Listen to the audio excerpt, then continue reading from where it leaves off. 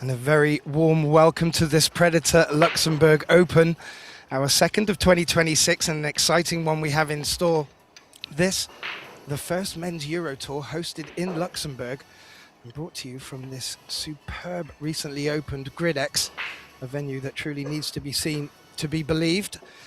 And you join us for our opening round matchup on table one, a matchup between a very tough Frenchman, Fabio Ritzy, taking on a strong 10-ball player, Mariusz Nitecki from Poland. It should be, well, it could be a close one. It's alternate break, 2 racks per player, race to 7, 10-ball. And the shot clock is in play. And it looks like Fabio has won the lag, so he'll get us off with his opening 2 racks. And it will be key for both players here to get their racks working, because in this 2 rack per player format, players can just march along a little bit if they get their break working first. Well,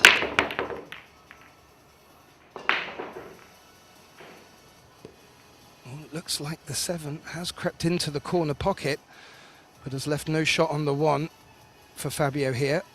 But promising signs from the break, making a ball. Now he does have the option to play a push here, which will at least bring Mariusz to the table for a little look. And as you can see, that 5 ball has blocked the cue ball. There's a good chance Mariusz will give this back to Fabio. So Fabio to the table with his jump stick.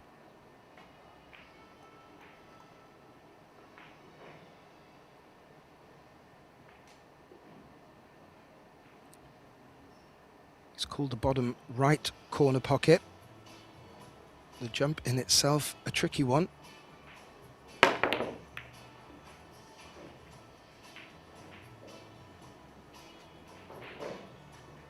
Was successful with the jump, but not the pot.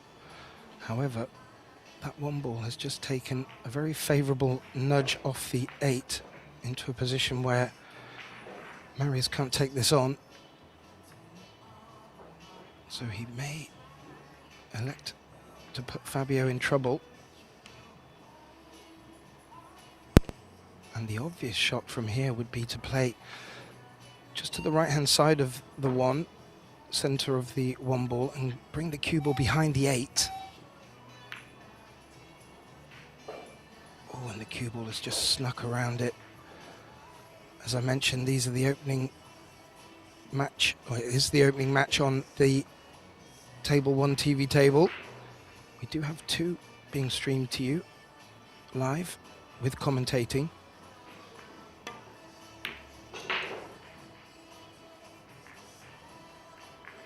And Fabio has tried to put Nitecki in trouble there and hasn't. He's left an open shot.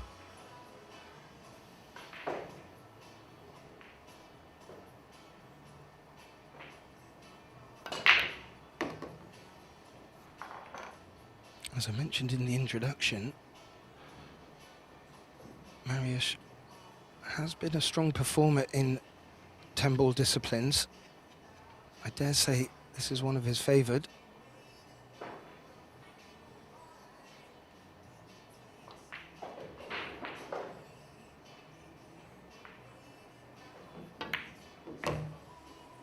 Oh, he's lost the cue ball there. He's hit that a bit thicker than he wanted, I believe. And not a good time to give ball in hand to your opponent. It was a good opportunity for him there to maybe stamp some authority and break Fabio's first break. But now with ball in hand, you do fancy that this is a good opportunity for the Frenchman to get the first point on the board.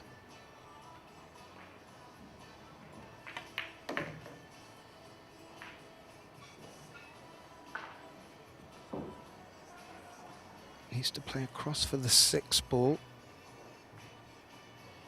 Doesn't want to leave an angle which will bring the cue ball into the 10.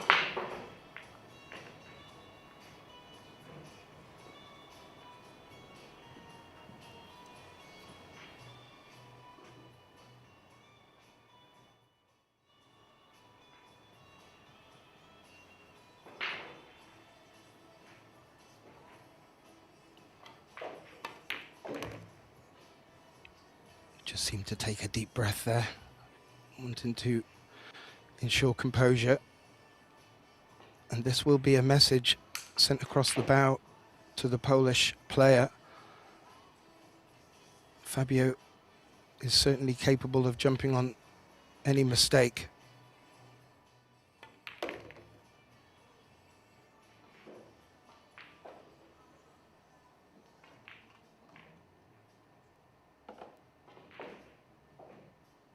Would have liked the cue ball to have run on a little bit more.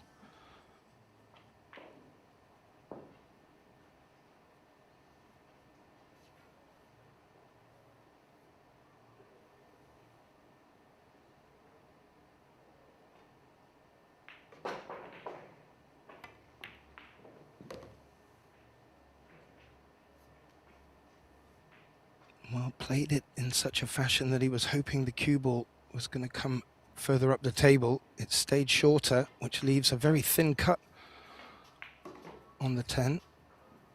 Has called the cut.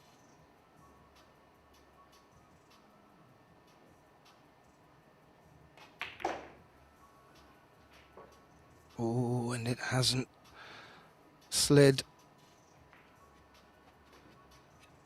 And this a gimme, you feel, for Nateki here. And a wry smile from Fabio, he knew it.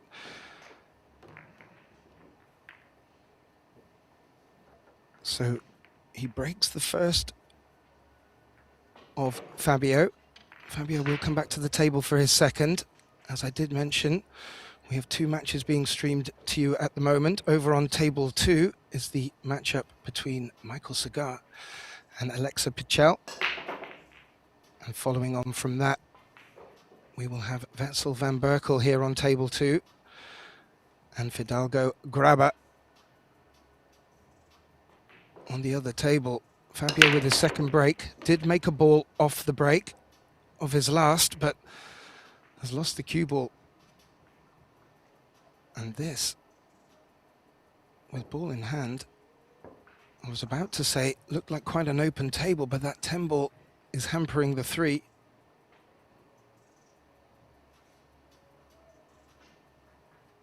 May be forced to take the 3-10 combination on. If he does, that's not a win. The 10 will be respotted, and he will continue at the table. But first, the 1 to the 2 to navigate.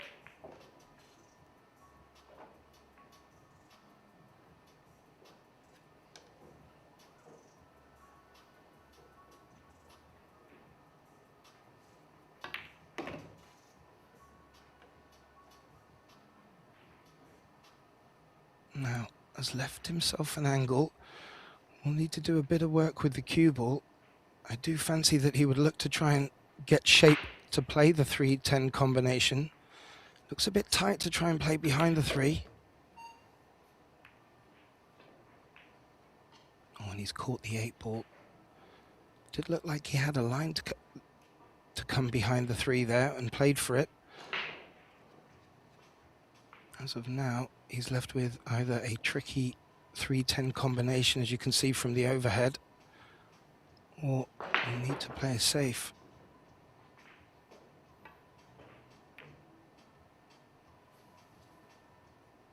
I think that was his best option. That combination was far, far tricky.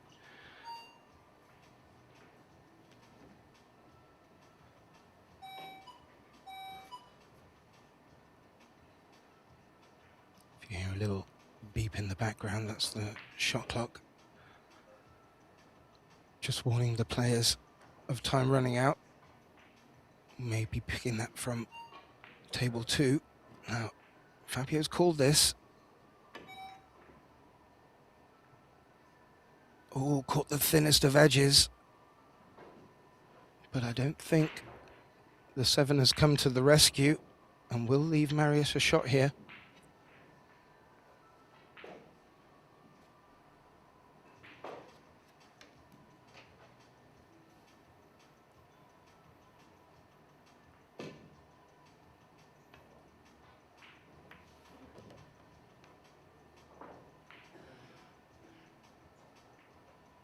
And what a way to get this opening match off.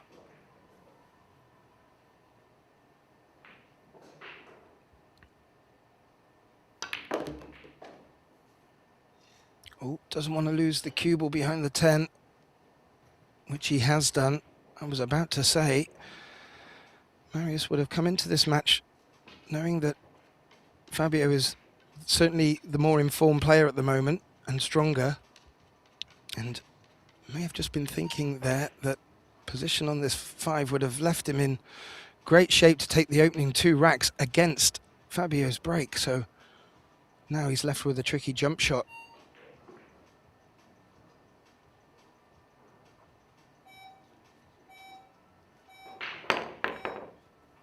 Oh, didn't get over the 10.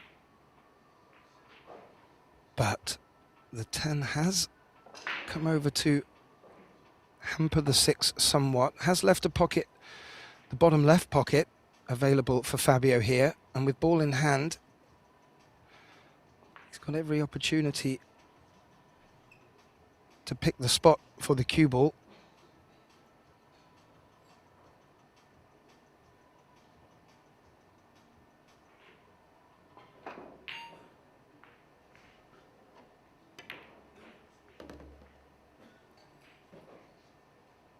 Oh, there was a chance that cue ball was going to roll up against the 8. It hasn't.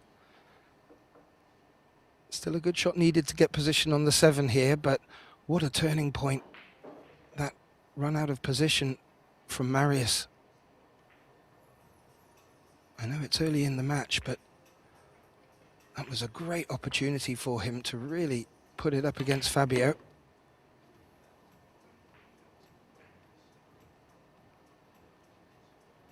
However, that's a little straight. No, there's enough angle, I believe.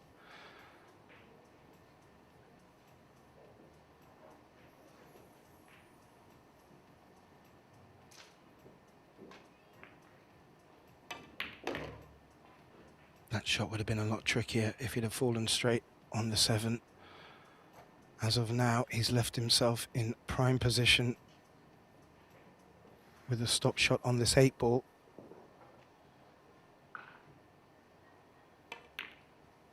And to have come out of what looked like taking a 2-0 deficit has brought the scoreline back to 1 apiece. However, it will be now over to his opponent for his round of 2 breaks. But 1 apiece, Fabio will take a little breath of relief there. And we'll get a chance to see how Marius is breaking. So we just take a look over at table 2, the scoreline there, 2-0.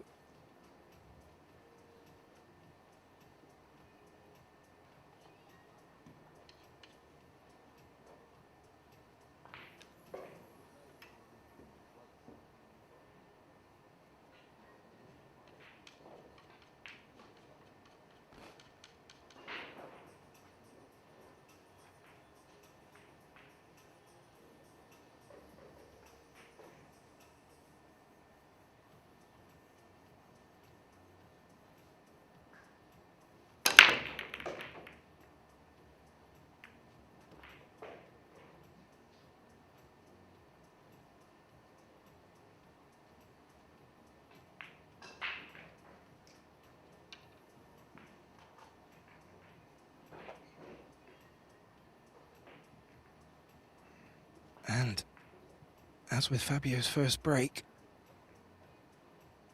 Marius has made a ball but not got position on the 1 ball. and will elect to play the push shot.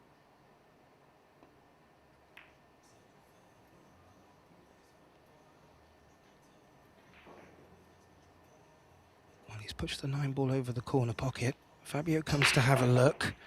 He can give this back, but I think he can see enough of the 1 ball to maybe bring the cue ball behind the 3. I don't think he can see the potting angle.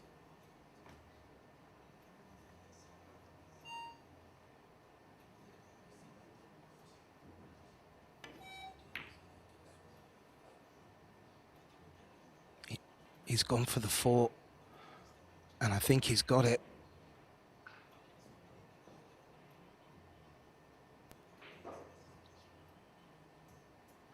We'll have a quick look at Marius's body language, but I do believe Fabio's found full cover there, and not an immediate obvious escape for the pole here. This could be 3 rails.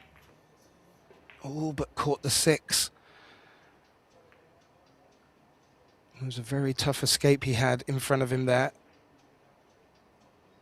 And nothing was guaranteed if he were to make contact with it. So ball in hand. The 7 is hampered by the 8, but it looks like it's lined up quite well. Certainly from the way Fabio just had a look at it for the combination.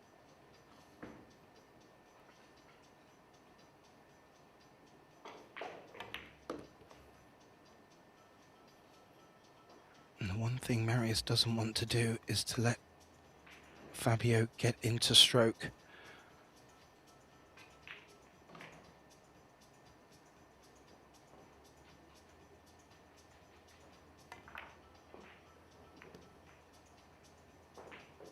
Wow, interesting choice of shot.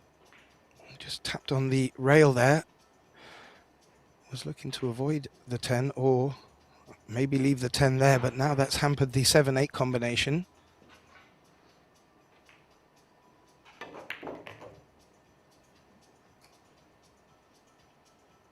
And just losing the cue ball again a little, chasing this 3rd rack a bit.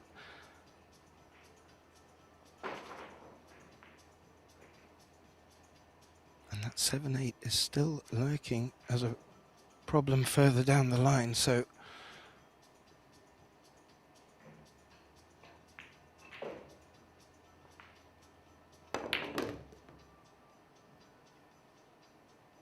forcing that in to pop the cue ball out across the table.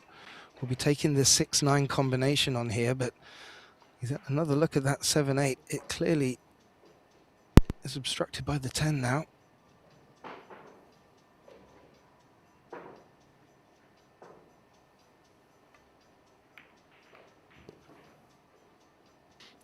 Well, if I just picked up Fabio's body language and tap on the table from the shot before, it was looking like he was trying to swing the cue ball around behind the 7. He's pointing again. Floating it off the short rail. That might be a bit shorter than he'd hoped for.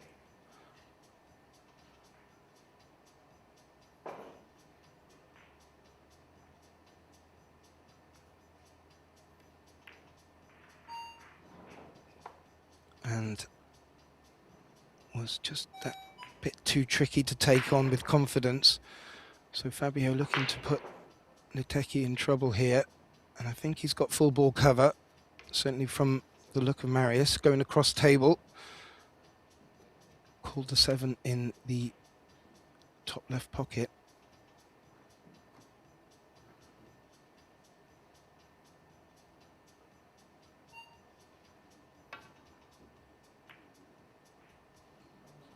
Oh, he's got it, you know. He's got it, you know. Fantastic shot from Marius there. 2 rails. And has got shape on this 8-10 combination. It's a little tricky because it looks like the 8's going to float over to the right. And the cue ball is going to stay on the left side of the table. So he's decided to give it a good clonk. And that might have worked out well, you know. That 10 ball will be respotted on the spot.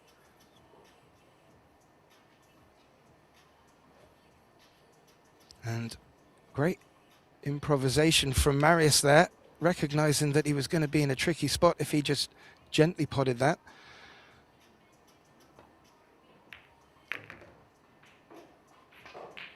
And has been able to take advantage of that great escape and retain a one-rack lead, 2-1. And it will be the second of his set of 2 breaks. So, well, if you'd have come into this looking at the stats, you'd probably have had Fabio down as a favourite. But Marius taking his opportunities. And you have to say, a great 2-rail escape. Finds himself at 2-1. And the good news was, in his first break, he was making balls. Can he go one step better here and leave himself in shape for the next ball?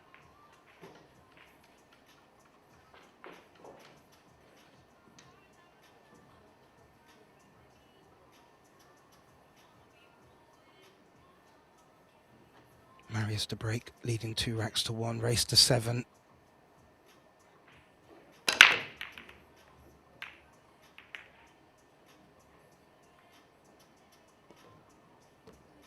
Oh, a lot of movement. I saw the 10 ball drop, but then I also saw that cue ball found the corner pocket as well. Very unfortunate.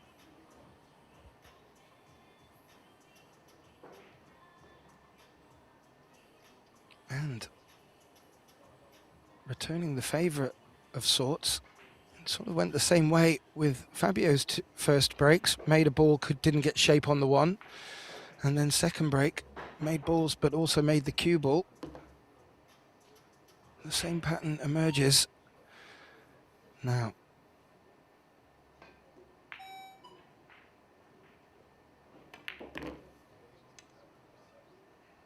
I was about to say, which way would Fabio come for the 4? He's come low on it. Now this is a very tough 4 to take on. And a shake of the head shows that he recognizes that.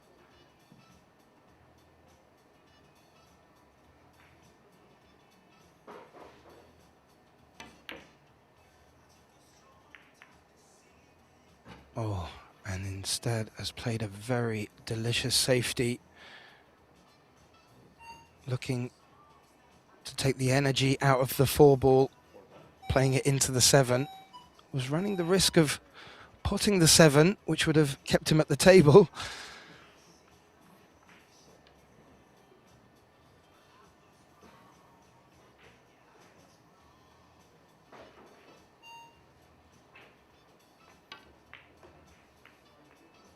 One rail escape from Marius, has made contact, left a thin cut though for Fabio here.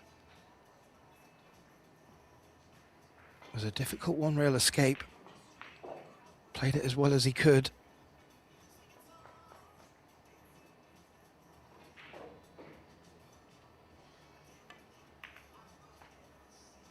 And that will not drop.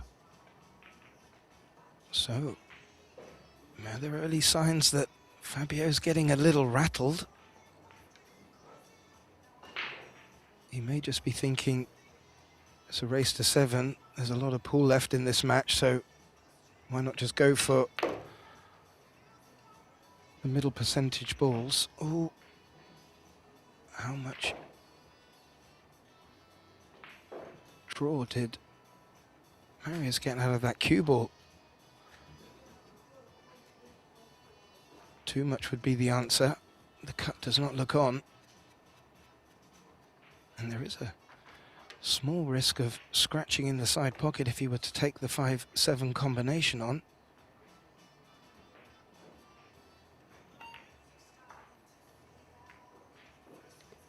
Oh, Oh, he has taken it on and avoided the scratch.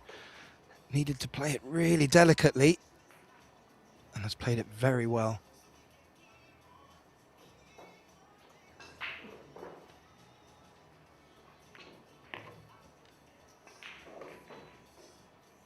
From this camera angle, the 8 looks to pass the 10, which makes getting position on this 8 ball that bit easier.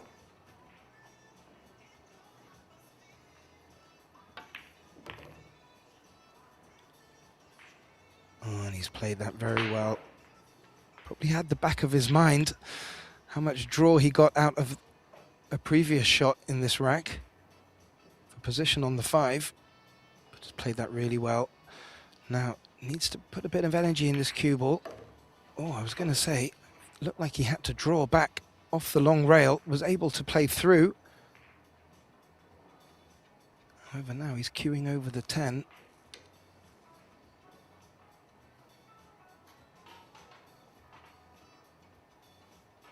So Marius not making it as easy for himself as he would like, but every chance of falling nicely on this 10 ball with success on the 9.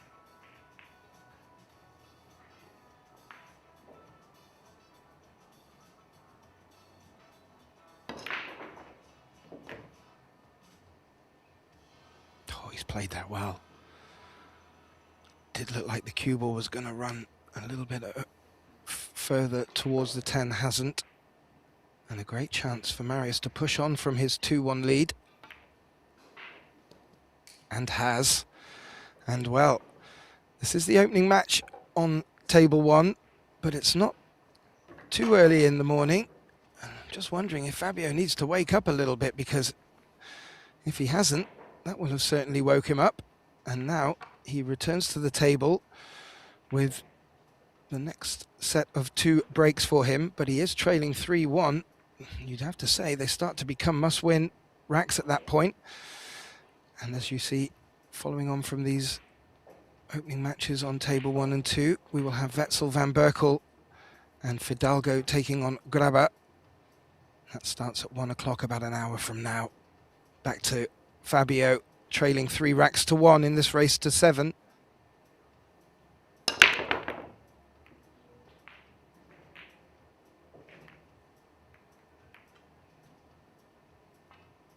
Try break, but no real good look at the 1. That 9 is hampering, playing that into the top right pocket. Good spread of the balls.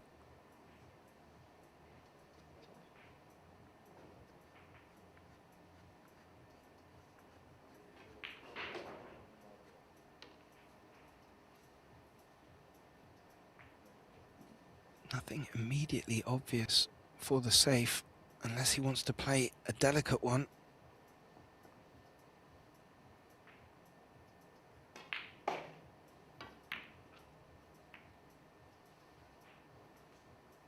Or use the 2 to take the energy out of the cue ball. No pocket available for the 1, and difficult cueing for Fabio here, so we'll be looking to put Marius in trouble.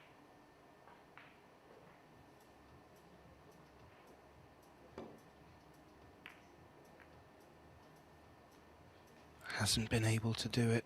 Was looking to bring the 7 into play.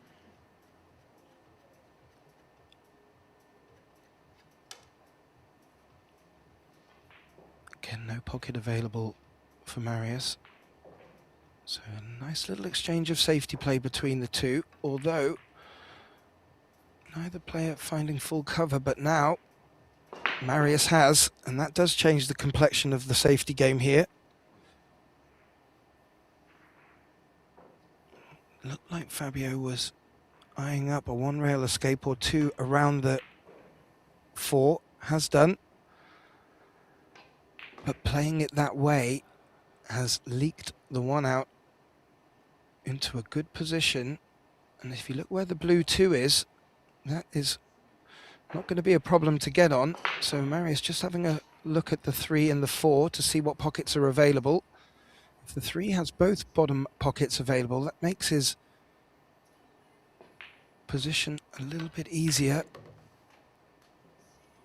From the overhead, it doesn't look like it has that pocket, and that means he's got to come the right-hand side of the 3, and that will bring the 4 into play, so not out of the woods yet.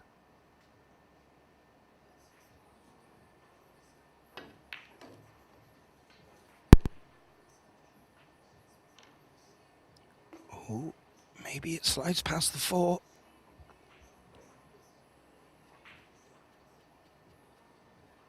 He's left this thin, which means the cue ball is going to be running away from the 4 ball, which he'll need to take on next.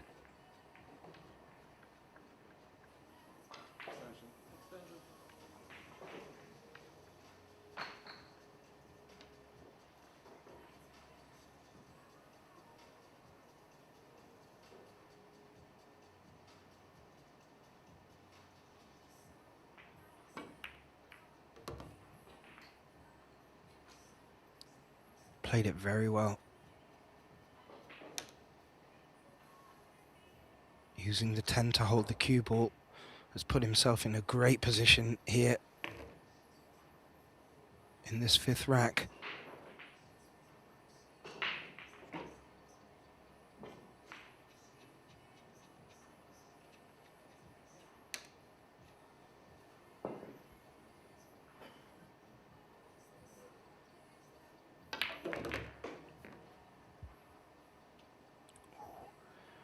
Played it around the 7, maybe with a trace of running side, and that cue ball has run on a lot further than the techie hoped, which now leaves,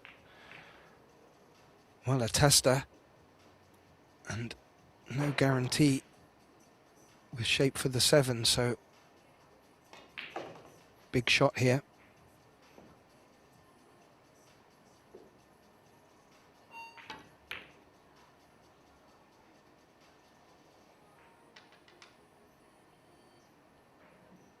Well, a little tap on the table. I think he's got away with that.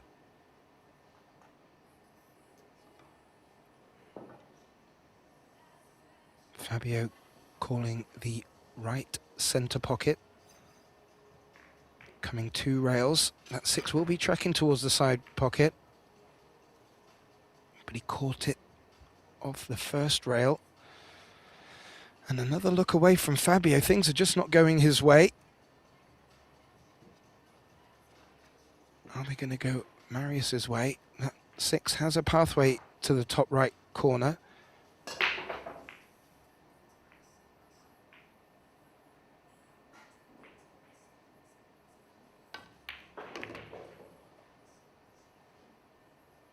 Played that as well as he could. Got deep into the ball to bring it round 2 rails for the 7.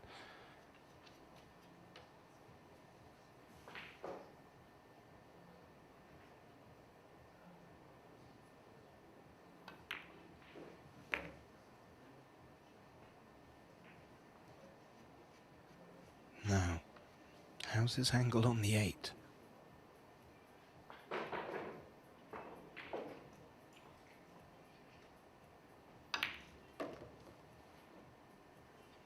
Yeah, deep draw. It's come around very nicely for the 9, and great composure from the Polish player here.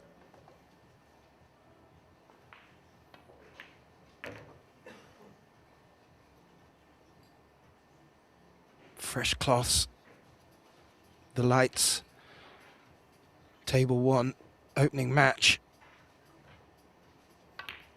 And Marius Nitecki has taken a very useful 4-1 lead in this race to 7. And Fabio really needs to get something working as he returns to the table for the second of his set of 2 breaks. As you can see over in the background there, table 2. And that matchup is between Michael Segar and Alexa Pichel.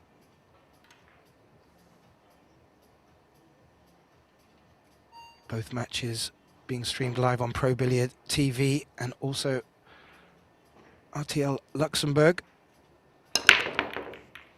So, ooh, the cue ball looked like it was going to misbehave there. It hasn't, but it is a dry break. And Fabio returns to his chair and, well, he can't do anything sat there. And it looks like, well, there is a pathway for the 1. The 2, 3, a little locked up, but there is a chance he may be even to run into them here.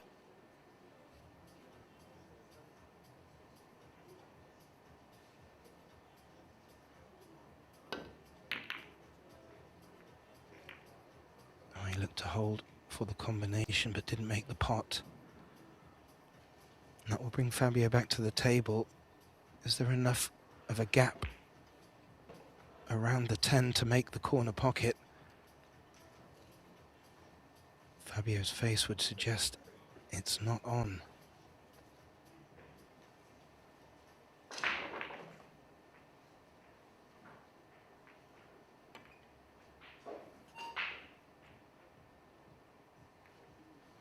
Played the thinnest of edges, looked to come behind the 5-4. It's made contact with the 5-4, stayed close to it.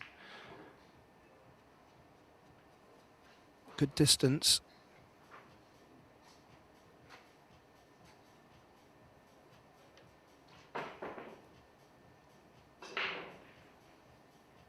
He'd love to get the cue ball back down to this end of the table into a similar position. He's avoided the 6, and he has done that very delightfully. Did it leak too far? If it did, there may be a thin edge for Fabio to look at on the 1.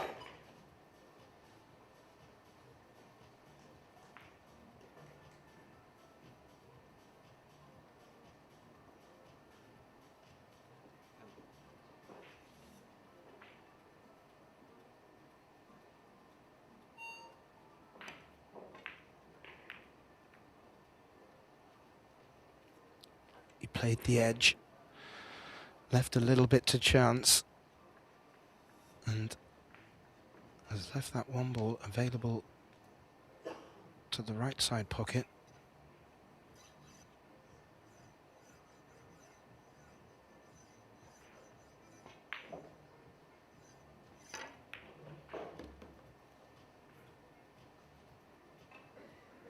Now, at the moment it looks like he's left himself in a bit of no man's land. He may be able to play off the 2 to carom into the 3, call the 3 in the top right pocket. It's quite ambitious.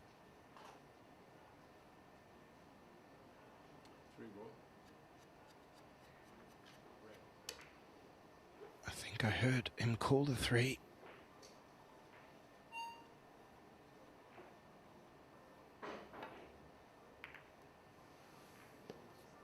Oh, he called the 3 and made the 3. That is a great shot, and dare I say, has left position on the 2, and it passes the 10. So real good stuff from Marius here.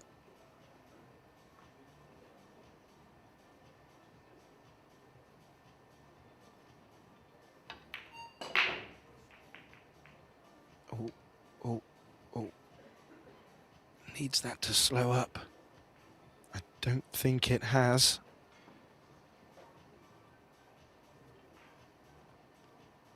So he's going to take the 4-9 combination on after that. If he can see an edge of it, it may still be on.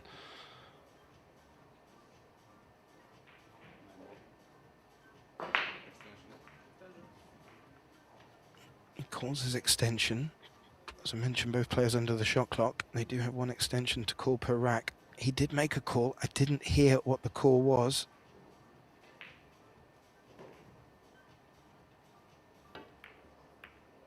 Oh, it was likely the 9. and was unsuccessful. And look where that 4 has dressed up very nicely for the 4-9 combination.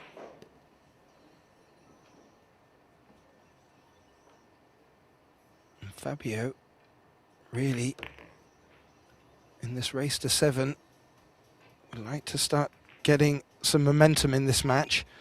Just having a look at the 7. The 7-10 combination could be on. I'm not too sure if he'll want to avoid that though.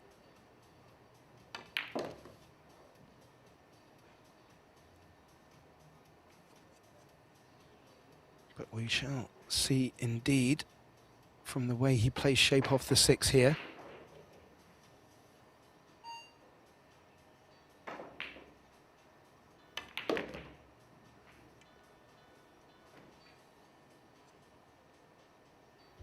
Yes, played that very well to avoid being forced to take on the combination.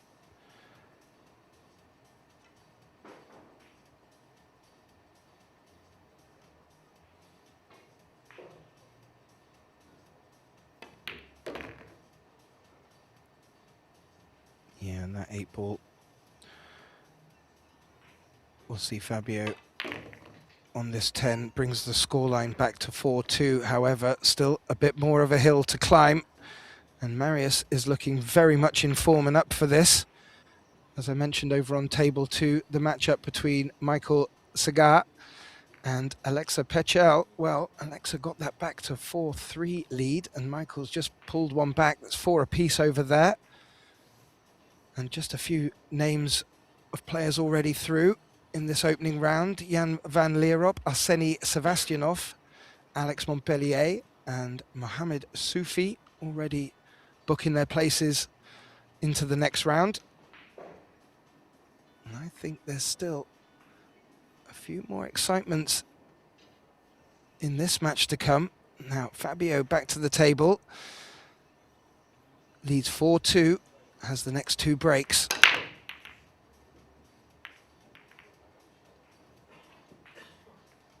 Well, the cue ball took a big collision. It didn't scratch, but it's a dry break. Fabio back to the table with a 1-4 combination. That will be a good opener for him. As you have a look around the table, there's a good spread of the balls.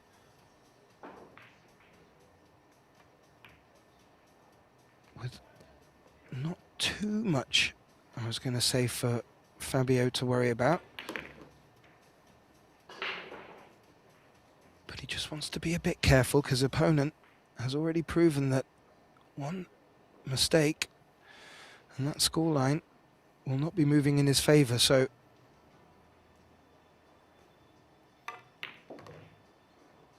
it's good to see him just take a little look around and not just rush into the next shot. And this will really be, for me, the key shot, getting the right side of the 5 to be able to hold for the 6. And give him an angle. Oh, I don't think he has. I think he's now need to find a gap between the 9-8. So that to me was the key position shot. If he can recover from that and find the gap, which he has done, he keeps himself in the driver's seat.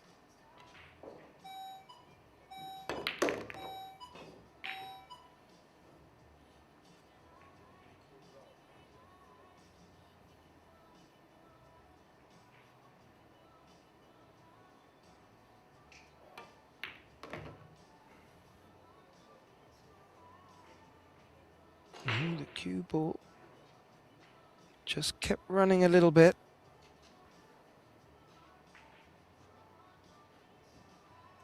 Leaving this a little thinner than he'd hoped. Oh, and used all the pocket. But success.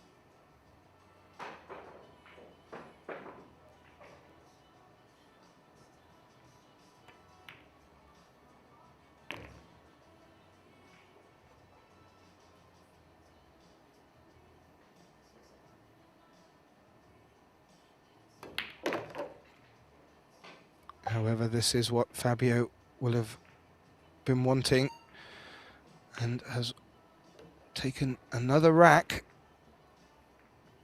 but this time against Nateki's break, and that brings the scoreline back to 4-3. So just a little alarm for Marius here. However, he does have the advantage of having this break. Would ideally like to finish up with a 2-rack lead. But his last break was dry. And Fabio looking to bring the scoreline back to 4-4.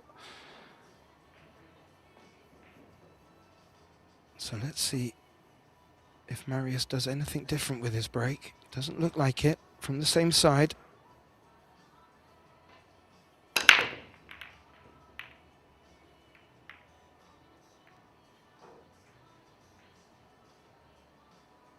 Again, a try break, but this time nothing really for Fabio to get his teeth into.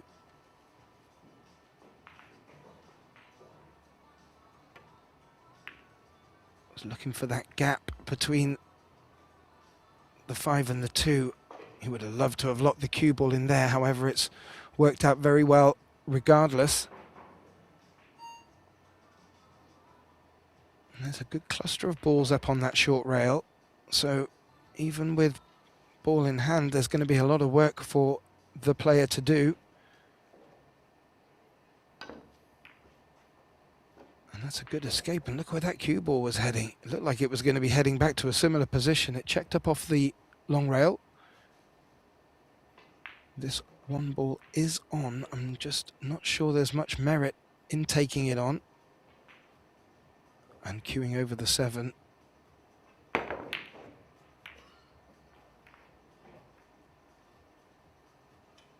Well, I think he took it on as a bit of a shot to nothing.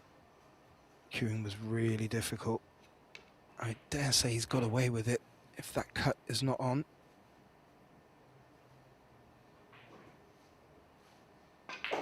Well, the cut is on, but he didn't take it. He went for the 1-9 combination and has actually left the 1 out in the open now. And what can Fabio do with the 2? It's up on that short rail.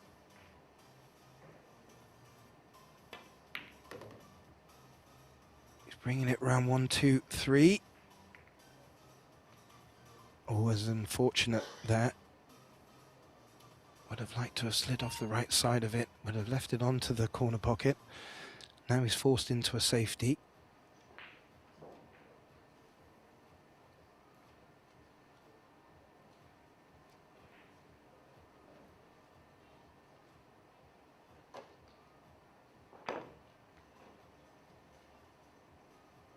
Yeah, bringing that 2 into the cluster of the 8-5. And he's played that really well. He has not leaked an edge. Should be easy enough to get in behind the 2, 1-2 rails. But nothing guaranteed on what he's going to leave to his opponent. So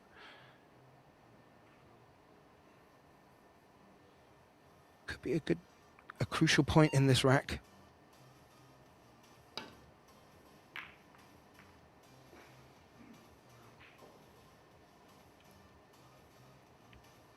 Played it well. Hasn't left a shot on for Fabio. And has developed that cluster. Still the 3-4.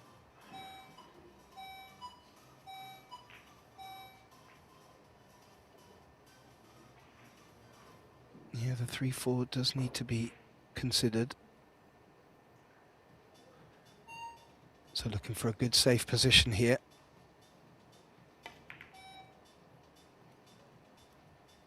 He's aiming for the 5. He's aiming for the 5. Wasn't far away. Good distance. Would have loved to have got cover.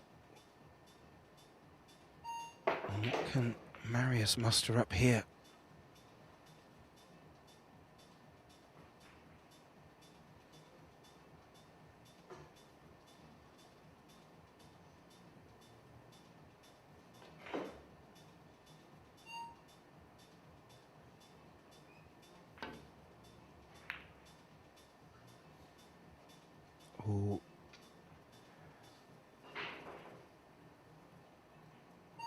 was about to say, he's not going to come out of that very well, but the object ball has come right down onto the short rail with no shot on for Fabio.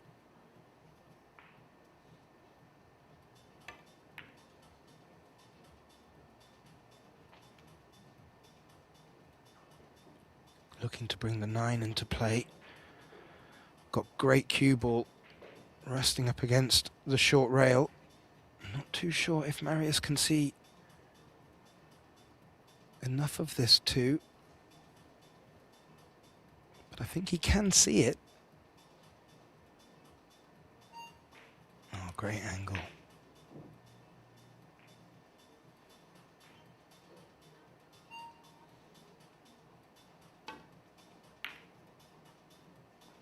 Yeah, couldn't see it. Wanted to avoid the 9 with the 2, hasn't. And that has left a look at this 2 for Fabio into the top left corner. It's not really going to leave him much on the 3, maybe a cross bank.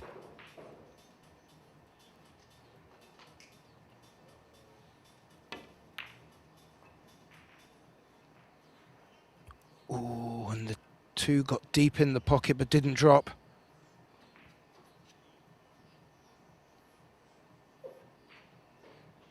It has left Niteki in a bit of a tough spot though, because of where the 3-4 is.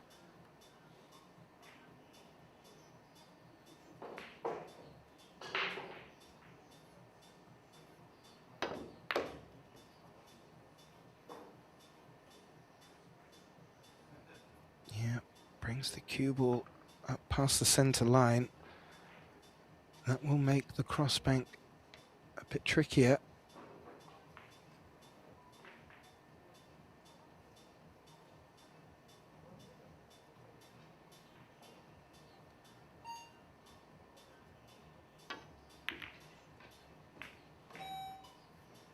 Yeah, he went for it. Came across a bit flat. But I think he's got away with that 4 ball resting up against the cue ball, which makes cueing difficult for Fabio. No, it's not hampering his cueing. And again. Well, things just not going Fabio's way. He's been able to get the scoreline back to 4-3.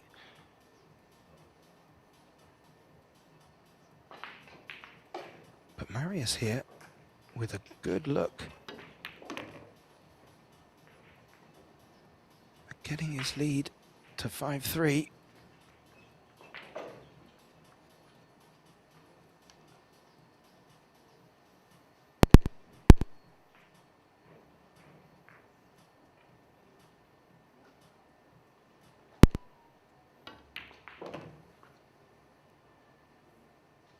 Looking to play to stay high of the 6. The cue ball hasn't tracked down as far as he wanted, but does have a good look at the cut on the 5 here. Doesn't want the cue ball to run away.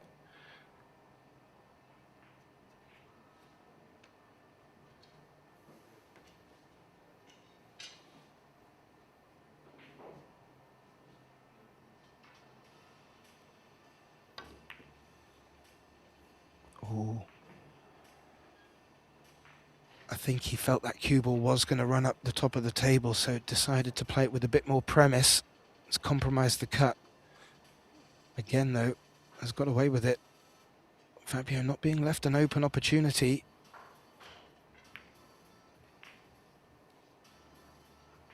And that will not get cover.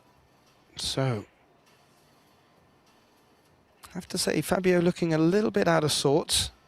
I brought it up earlier in the match.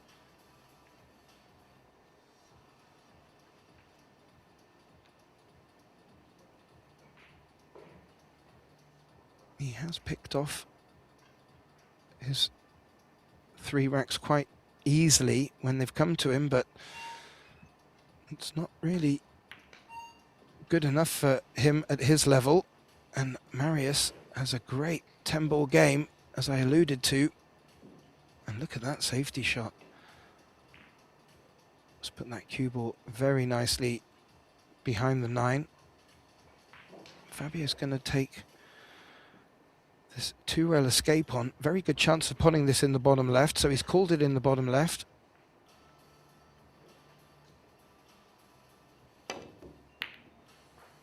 Oh, and that is the problem though. If you get behind it too well, the cue ball is tracked into the bottom left pocket, and if Fabio had any concerns that things weren't going his way, that would have really have cemented them. So Marius in a position now where you feel he has to take this rack. If he turns this over to Fabio now, you feel that Fabio will just start to try and edge out of the rut. More importantly, maybe Marius is just feeling a little bit of the pressure. So important, I believe, here for Niteki to tuck this rack away at this opportunity.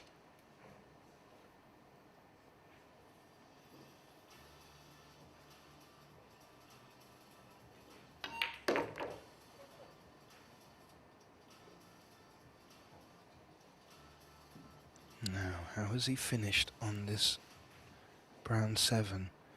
If he's flat enough, he could draw back to play the 8 in the same pocket. Otherwise, he may have to play this very gently to float through.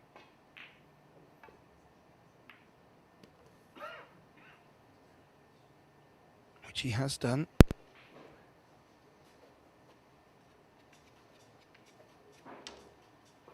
Should be good natural shape to come up towards the center of the table here for the 9.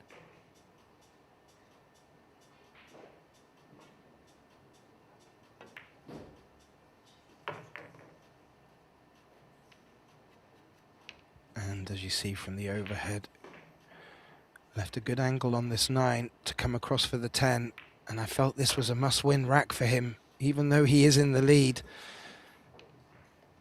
If Fabio got a scent, then there was a few opportunities that Marius was not taking advantage of, that there was still a good chunk of hope left for him.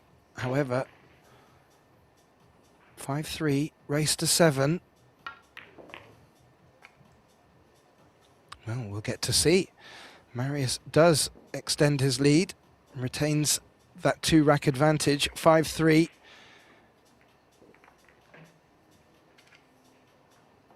Fabio to the table.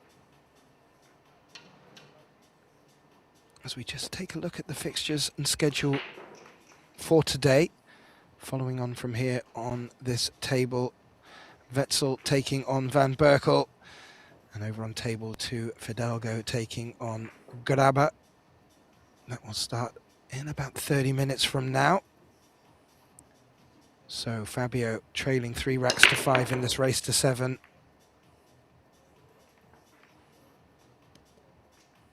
Makes a ball, and again, not left, well, I say not left a shot on the 1. It looks like it has an available pocket through the 7-10. And Fabio might want to take this on, purely because if he were to miss it, there's a lot of traffic there and a good chance of leaving his opponent in trouble.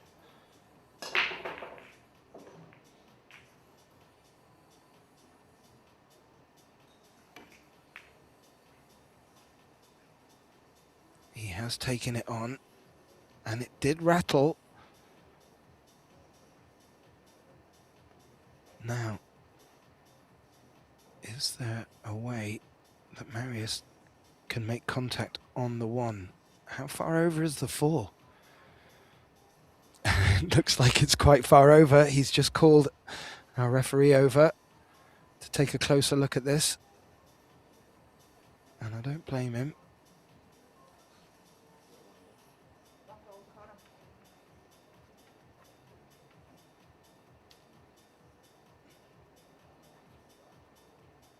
So, he's coming 1 rail, maybe 2. Looks like from this 1 rail through the gap of the 10-4. And well, he's cleared both of the covering balls out of the way and given ball in hand to Fabio. So a good result from that missed one, you have to say.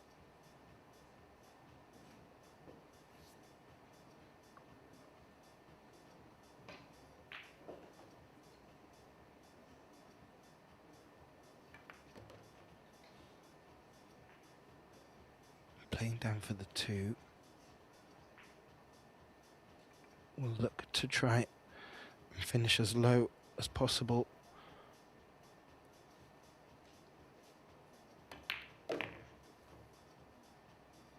I was going to say for shape on the 3, he's finished flat on it.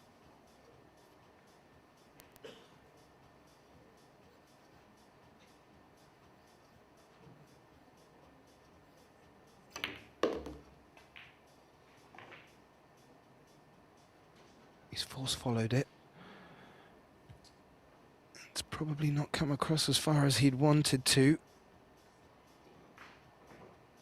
I'm not sure if he can play this 4 into the top left corner and run the cue ball into the 7 to take the energy out. If he can't, he may be forced to play safe. Oh, he took the bank on and knew immediately it wasn't going. It was a good option in guaranteeing position on the 6, but he was already halfway back to his chair before that cue ball had got back down the table.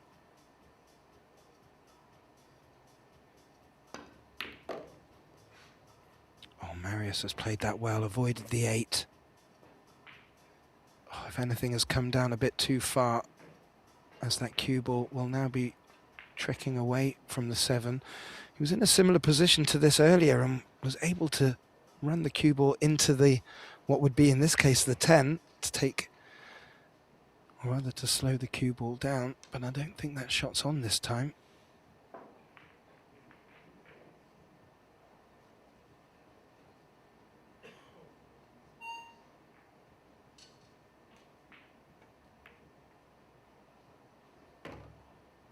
Oh, he did take a little chunk of the 10. It's slowed the cue ball down somewhat, left a very thin cut up the short rail. But you feel if he is to make this, there's every chance of finishing on the 8.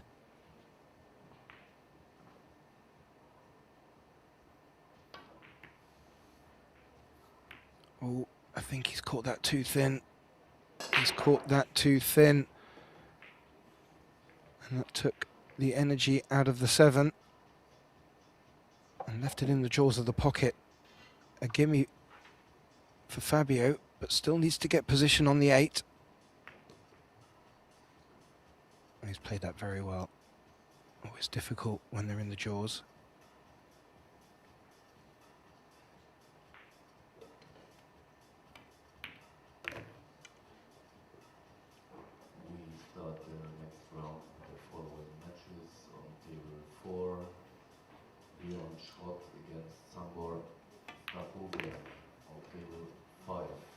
Yeah, and these are the racks that Fabio will pick off and will keep Marius on his toes. Brings the scoreline back to 5-4 and will give Fabio the second of his breaks.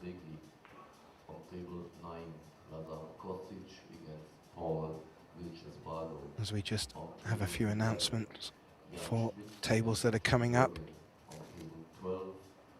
I've got a feeling Fabio at 5-4 down with his second break has just elected to take a timeout. So we will take a short timeout with them, but just to bring you a quick update over on our other table 2 stream table, Alexa Pichel has taken a 6-5 lead over Michael Segar and is on the hill by the looks of it. And we will be back with you shortly for the remainder of this thrilling opening match on table 1. Don't go anywhere, we'll be back shortly.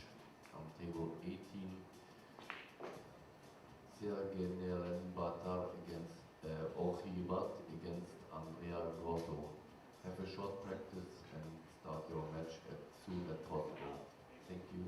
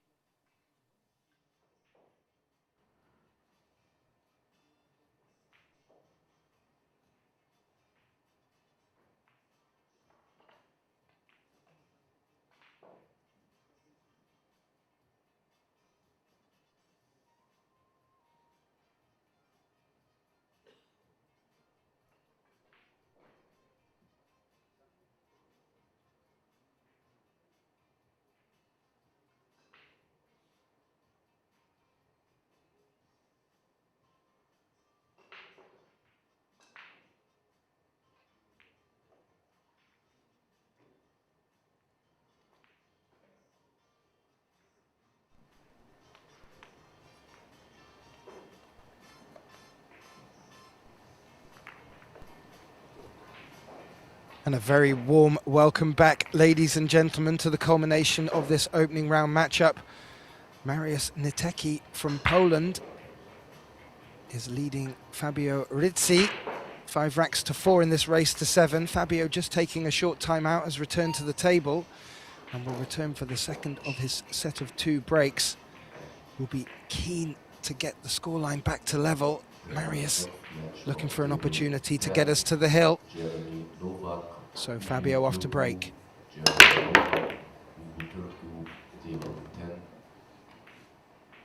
He's made a ball. How is his position on the 1? Well, it's not the easiest of openers, but it's an opener. And for our viewers just joining us, Fabio, well, some may have had him down for the favourite for this match, but has not really been getting it his way and has been missing a few too many for his liking. But more importantly, Mariusz Nitecki has been taking advantage of them opportunities and has played very strong to retain a lead throughout this match.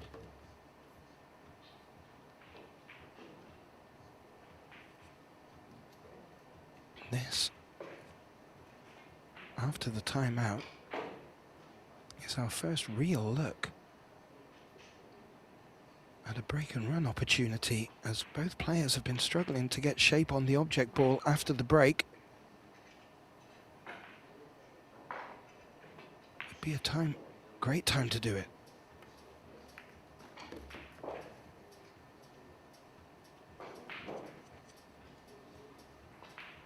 The Frenchman playing that very well, threading through the gap.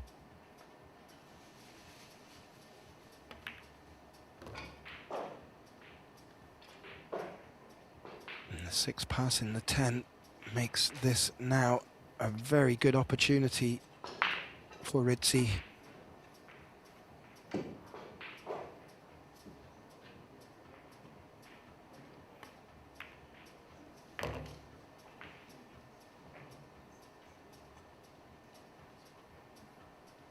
Left himself a little off straight on the 7 to be able to bring the cue ball across. And now position for the 9.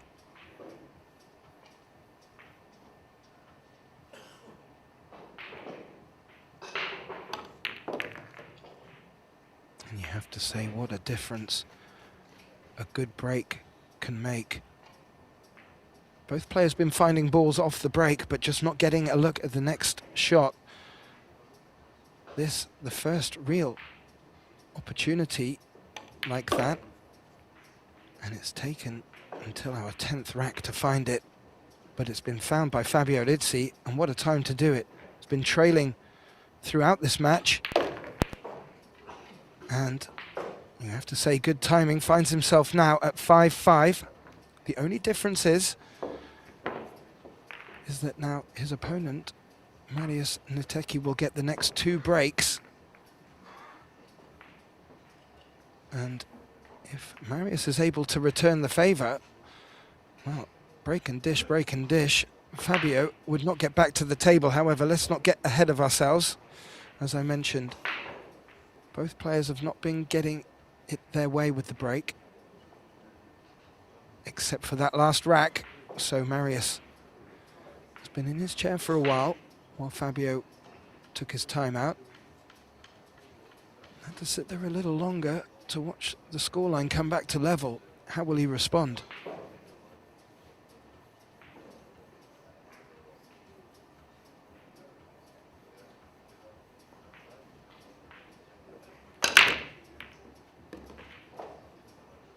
Oh, well, that answers that.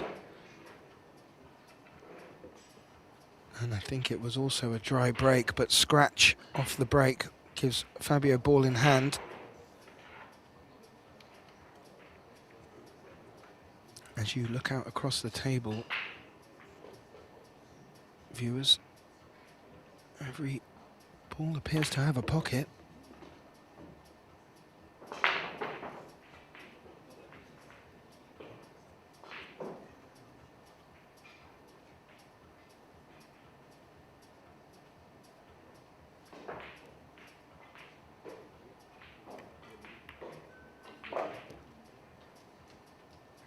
Just floated that in nicely.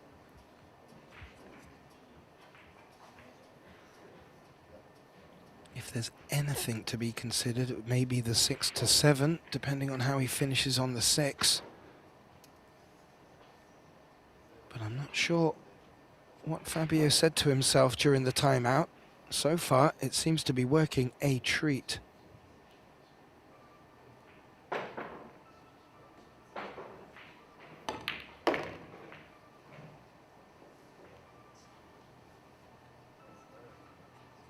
Well, a shake of the head from Fabio. I was shaking my head a little bit here as well. He wanted to leave himself either straight, but with not this angle. So now just has to put a little bit of work in. We'll be conscious of the 6 to 7.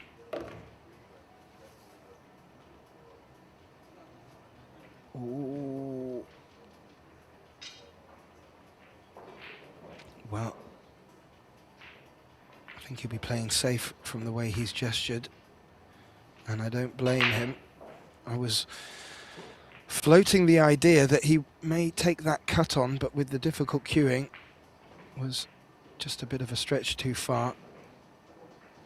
Now, we have seen Marius put a highlight shot in earlier in this match from a similar position, playing 2 rails and potting the object ball in the top left. This time it would be the 6, and if he can play it with the right weight of cue ball and make the pot, he's got every chance of leaving himself on this 7 ball.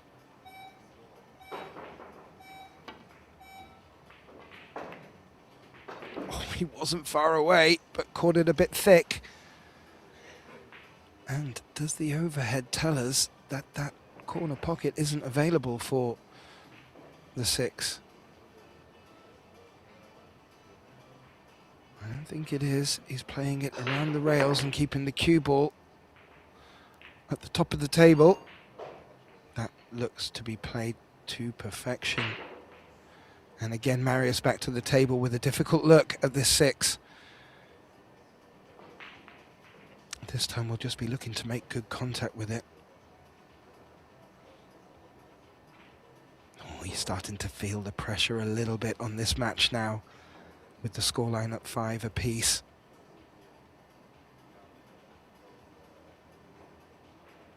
If anything, though, this bout of safety play will have just snubbed a little bit of Fabio's momentum. Oh, but needed to make contact with the 6. The timer was turning red on the shot clock.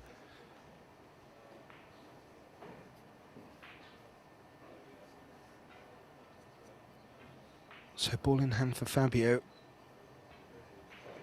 8 to 9 would be where I could see a potential bit of stickiness, but you have to say you fancy Fabio to take the lead for the first time in this match, and what a time to do it, to get on the hill.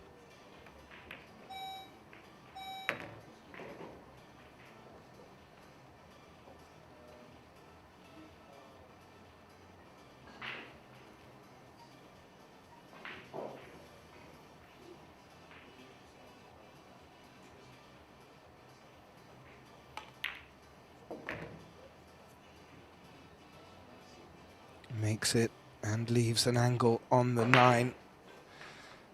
That should be the shot to put him in position to get on the hill first in this race to 7.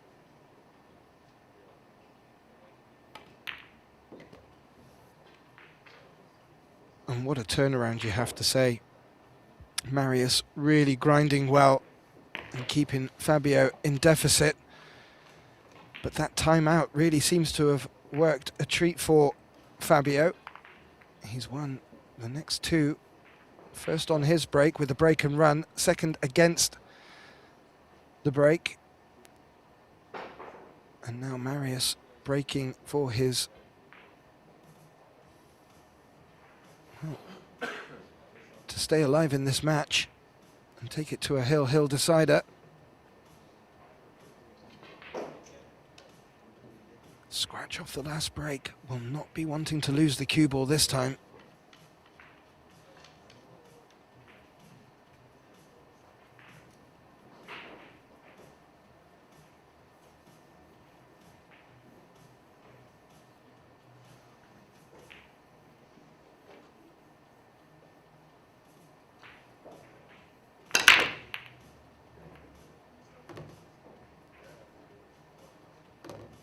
Good contact, good cue ball, has made balls off the break, but reminiscent of his opening break in this match.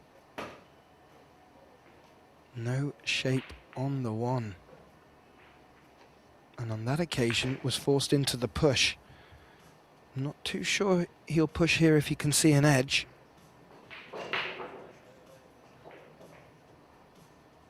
But there's a very good chance we'll see Fabio back at the table.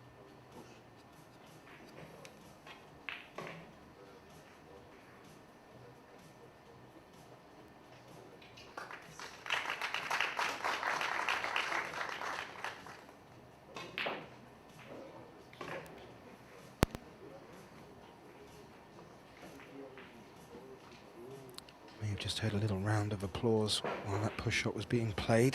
And looks like over on table 2, that match has finished. Michael Segar, who got off to an early start, has actually bested Alexa Pichel in a hill-hill decider.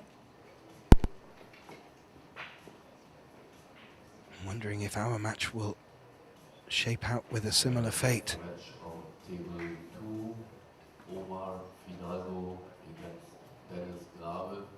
Omar Fidalgo, Dennis For those Grave, tuning in table for 2. our next match, it will start hopefully in 10 minutes from now, but we'll keep you posted. On this table will be Wetzel against Van Berkel. And over on table 2, Fidalgo against Grabe. Two potentially energetic matches to come.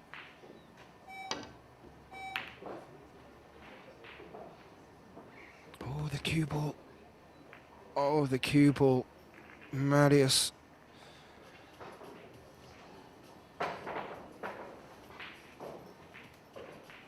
Not the time to scratch.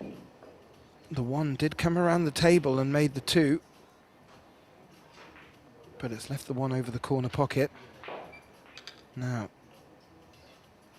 I was just wondering, was Fabio looking at playing the 3 into the 7 to get the 7 out of the way? It's not a bad shot to take on. Will be just leaving a little bit to the elements of whether 5 will rest up, but he should be able to come across for the 4.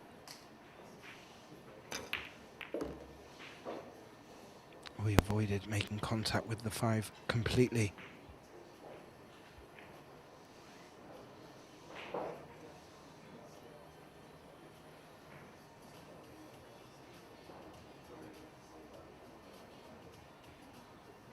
As you see in the background, Dennis Grabe putting his cue together, getting ready for his opening match.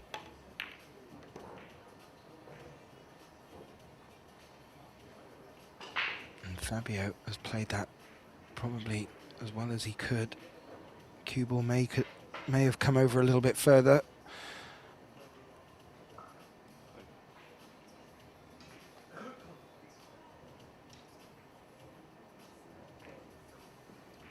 It's a big shot to take on, and Fabio knows it.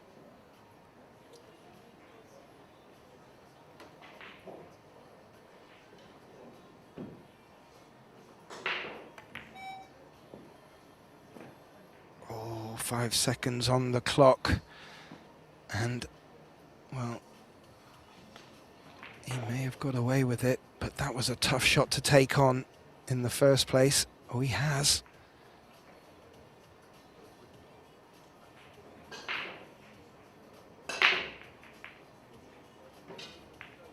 So Marius, well, at the table, still with a chance, but needs to come up with something here. Not much traffic on the table to hide behind.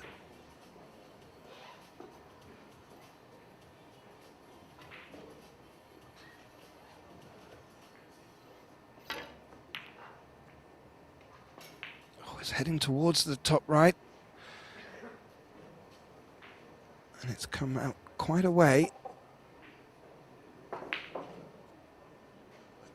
And Fabio will take this on. And we'll look to bring the cue ball round. 2, maybe 3 rails for the 7. This could be a match-winning shot here for the Frenchman.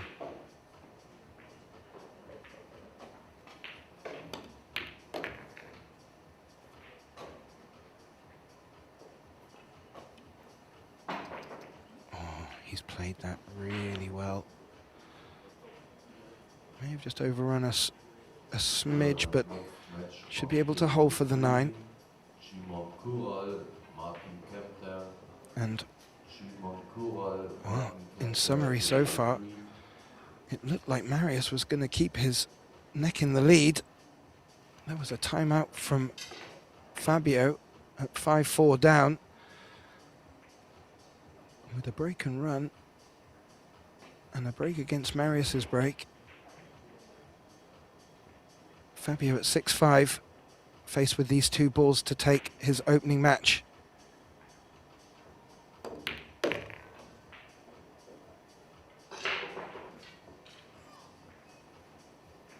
Played it well.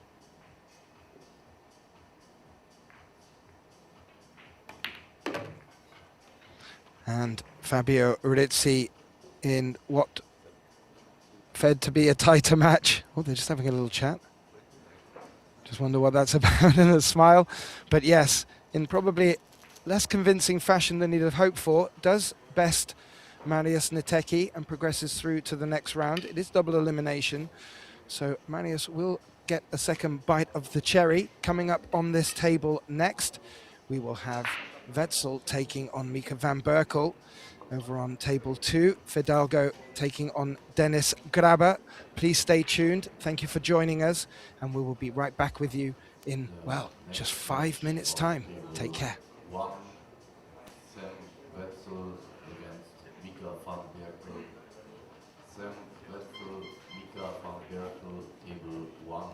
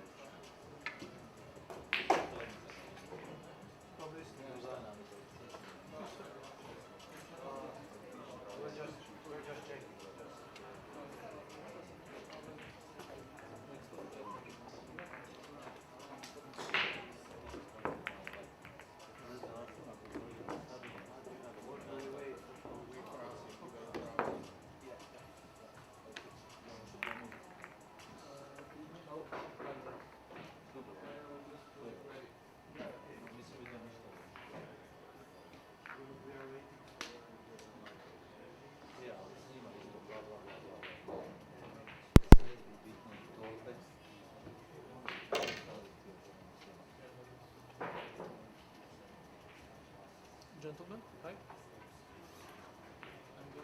I will be your scorekeeper and anchor.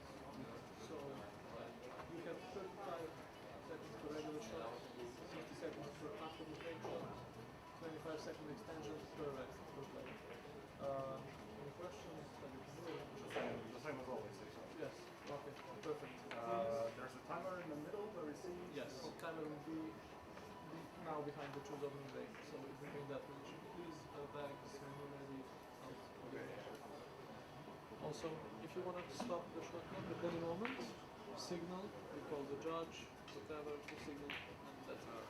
Also, when you call the extension, please be. And the ball cleaning is time keeps running, or? That's a good question. I will check that right away.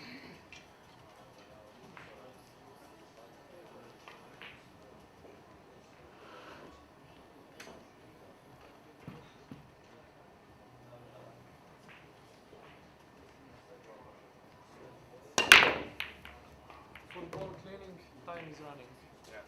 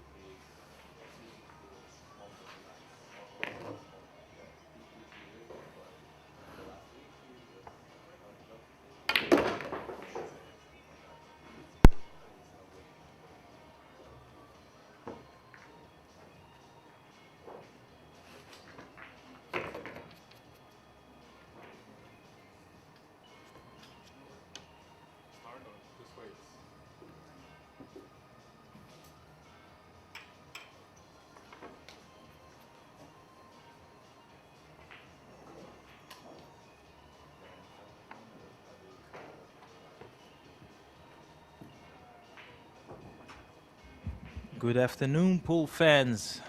We are back live in the winners round 1.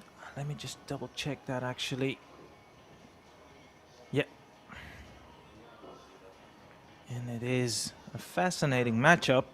Local hero Sam Wetzel, representing Luxembourg, playing one of the most fastest rising talents from the Netherlands, Mika van Berkel.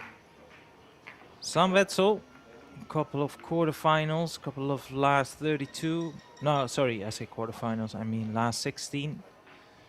As well as in the European Championships as the EuroTours. His opponent, Mika van Berkel, multiple European champion in the juniors. As you can clearly see, he's a young man. He's also won a couple of these WNT junior events. And arguably one of his biggest titles, former world junior champion in the 9-ball division.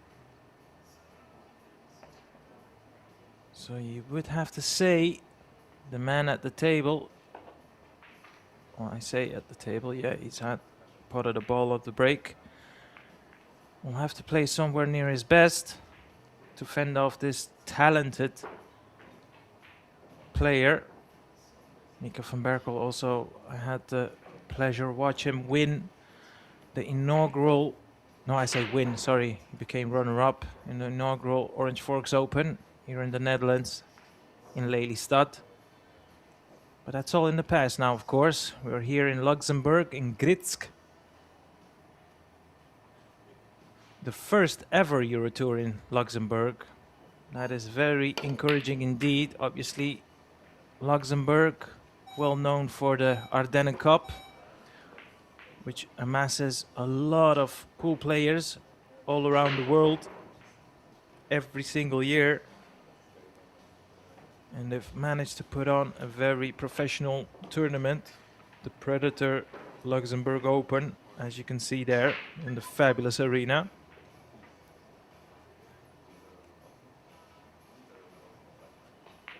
And also worth mentioning, you might see RTL, that's one of the TV channels. And in the local RTL from Luxembourg, they're covering this event as well, which is encouraging indeed.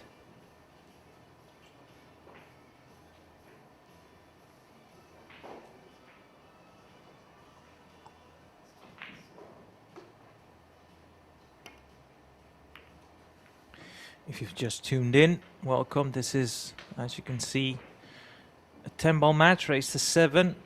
And the breaking rules, well, we have a break box, as you can see, on the table. It's divided in 3 boxes. The players can only use the outer box, so the middle box where that 7 is in, you cannot place your cue ball there. As we see Mika failing to make contact with the 1 here. That's a ball in hand. And it's an alternate break, but it's 2 breaks per player rather than the conventional alternate break. So both players will have a set of 2 breaks alternating. And Sam Wetzel, he won the lag.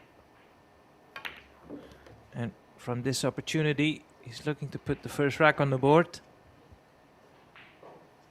Now, the question remains, how much of the 5-ball can he actually see to pot it? And more importantly, how does he get on the 6-ball after it?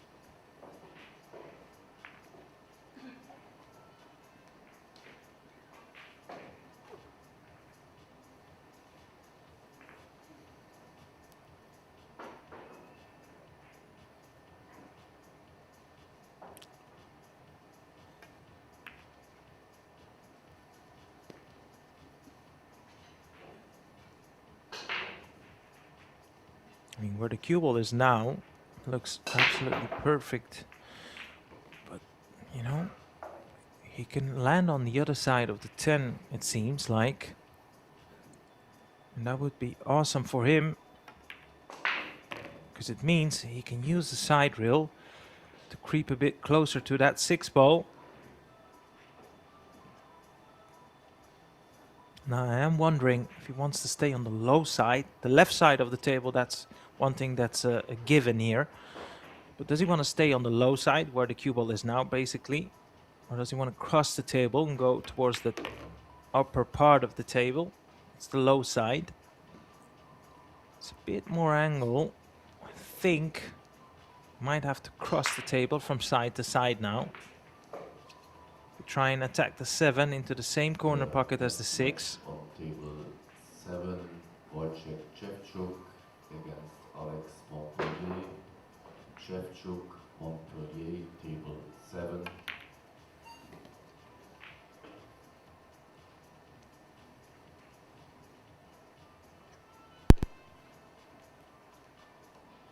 Because of the position of the 8 ball, which is pretty close to the bottom right corner pocket, he doesn't have to force the issue here, doesn't have to play a tough shot trying to cross the 10 ball. Keep his cue ball up table and pot that 8 ball from a bit more distance. And this looks absolutely perfect to me. He's got options here. He can play it running side or check side. So with right spin or left spin, it's a matter of preference. Now obviously with running side, it makes the pot a lot easier. If you're trying to check,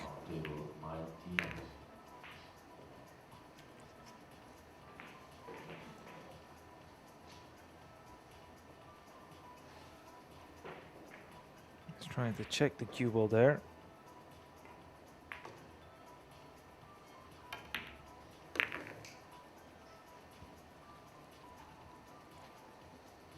So, some Wetzel punish that ball in hand, as you come to expect on these EuroTour events. These players are very, very good. More often than not, when you have a ball in hand, or you concede a ball in hand, I should say, you shouldn't be too hopeful in your seat, and that's exactly what happened there.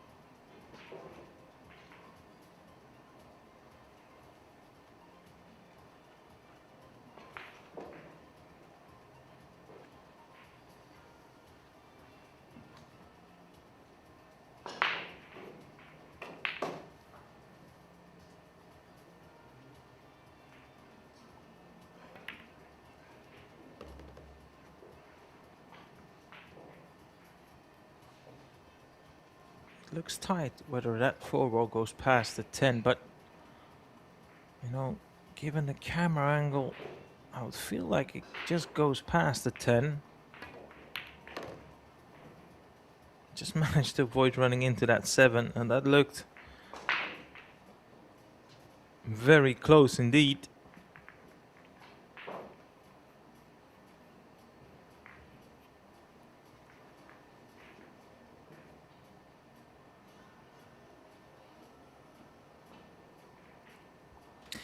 You know, I've had the privilege to watch this young man in and around the table when he barely could reach the bed of the table. And even back then, there were quite a lot of noise that he could become a very dangerous player. And boy, has he fulfilled some of that potential already, obviously.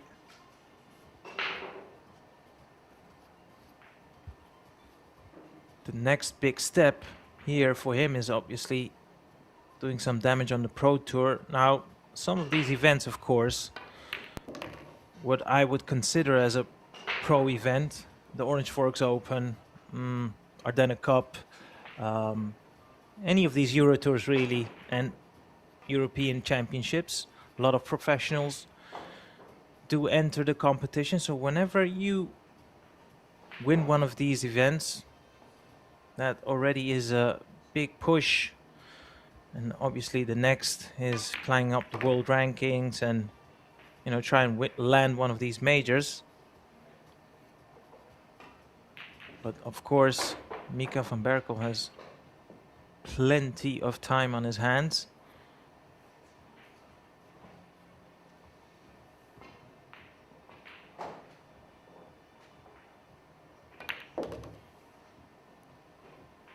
And I wonder, even though it's a bit of a different discipline, having just seen Wu Yize picking up the World Championships in snooker, is also an inspiration for all of these youngsters around, thinking to themselves, well, if he can do it, why can I?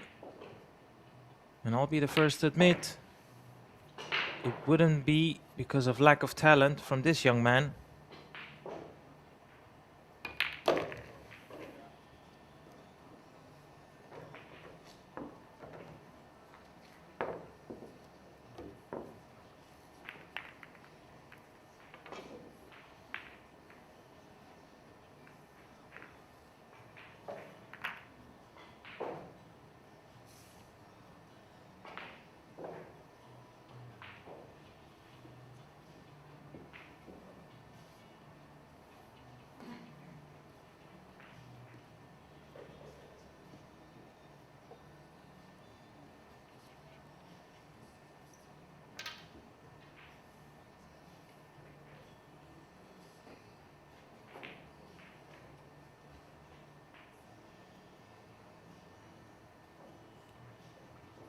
So, first two breaks for Mika van Berkel here.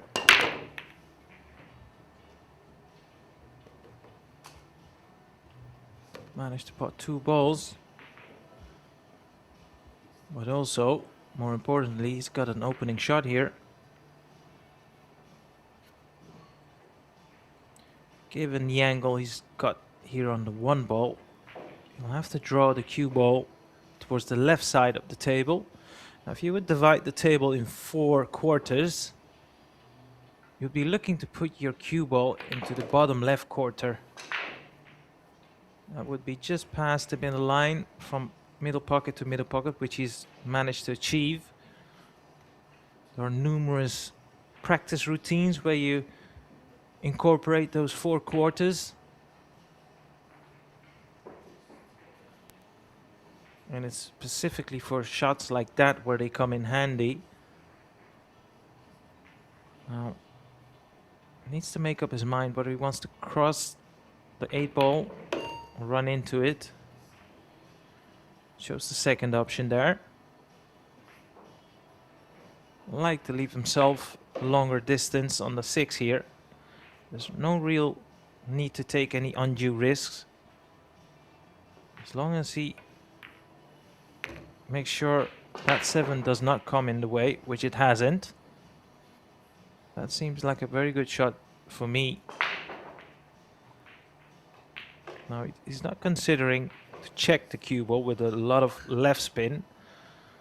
So that cue ball will be now going pretty close to the top right corner pocket, just to swing around the angles.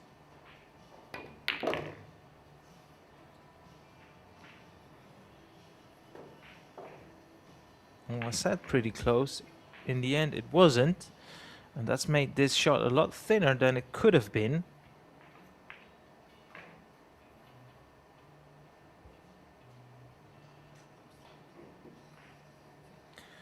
It's a tough recovery putt here, though.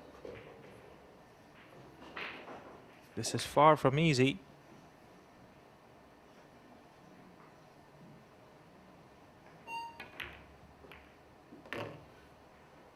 Oh, what a lovely nudge that was. As you can see, he's held up his hand there. That cue ball could have easily dropped into the side pocket. But as it turned out, it's landed absolutely perfect on the 8. as it would be a shock to the system if Mika would not go on to win the rack from this position.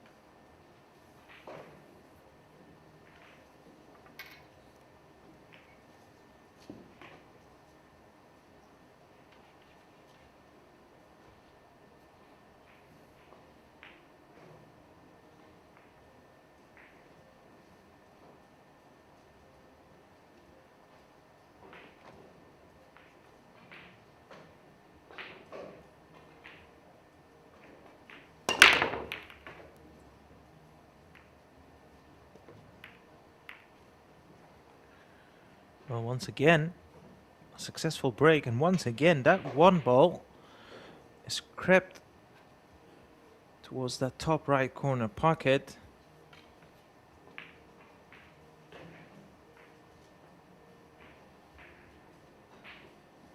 Now the key shot here, of course, is leaving himself a nice angle on the 4 to get rid of that 5 ball that is sitting pretty awkward behind the 10. The rest would be a formality. Well, it feels like a formality, I should say. I've been in this business for way too long to consider anything a formality by now, but you know, with the same token, with the talent in display here, the moment he lands nicely on the 4 and nails that positional shot from the 4 to the 5, it's hard to see this go wrong. So this is the key shot here. I think he's left himself a bit more angle. He wanted it to be a lot straighter than this on the 4, just to drag it in. And I don't think that he's got that option available to him. So if that's not an option, what can he play here? Extension.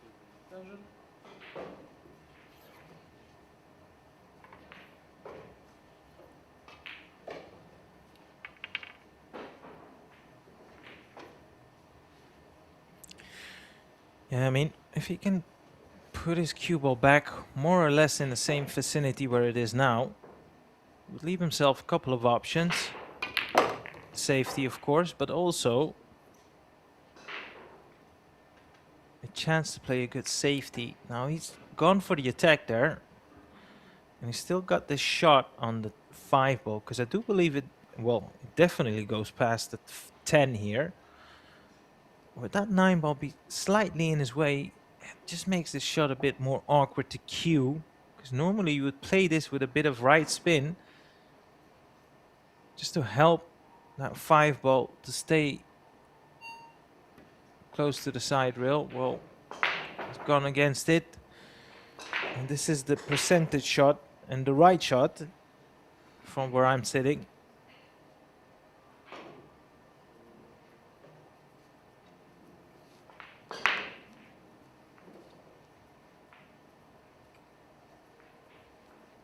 And I tell you what, the fact that Sam Wetzel is now looking at a 2-rail escape,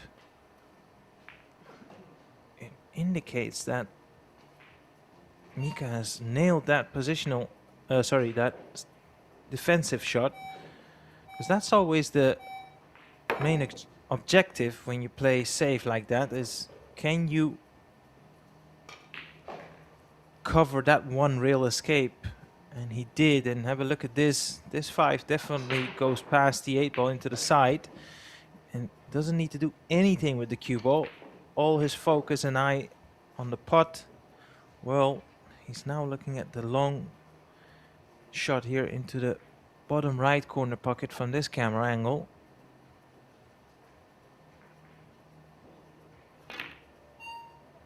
Yeah, safely in.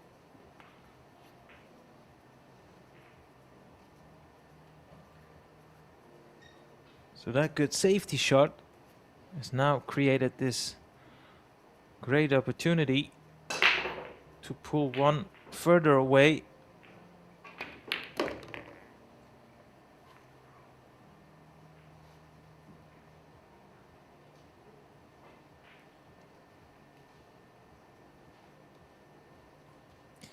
Oh, I have noticed something by Mika. I think he has developed a even smoother backswing. He's just incorporated that. I was almost describe it as laid back swing on the backswing with a nice little pause. I think over the years he's developed this cue action, and I have to say it looks very, very reliable. He's always had the talent and good mechanics, but it looks even more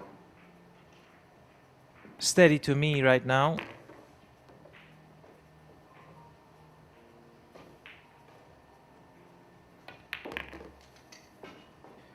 And just like that, he goes 3-1 in front. And it's now Sam Wetzel to answer the questions asked by Mika.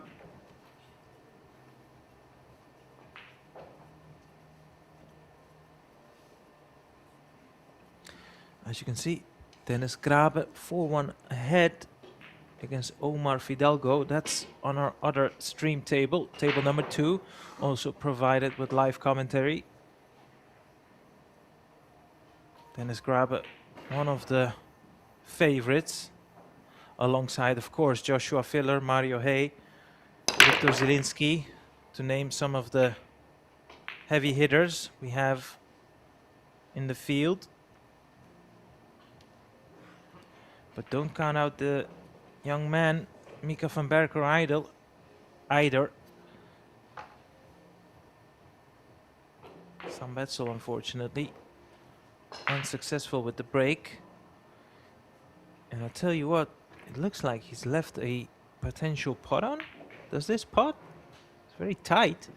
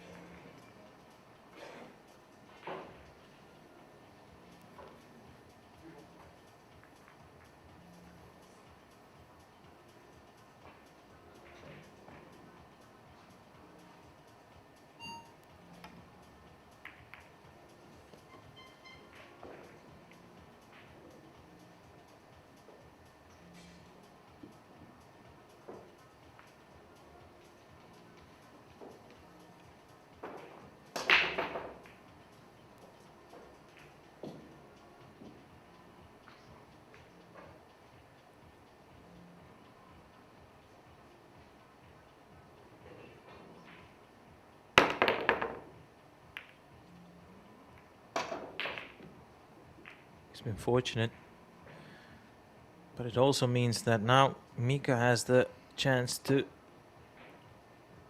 show how to jump these type of balls.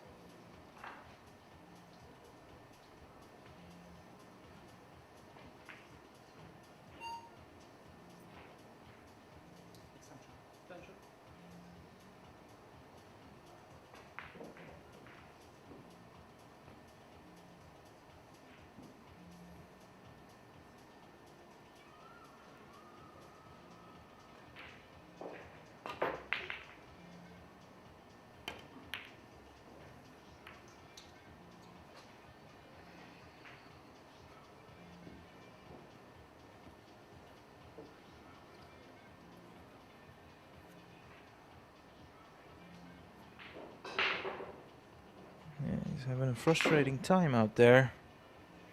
There's Sam Wetzel.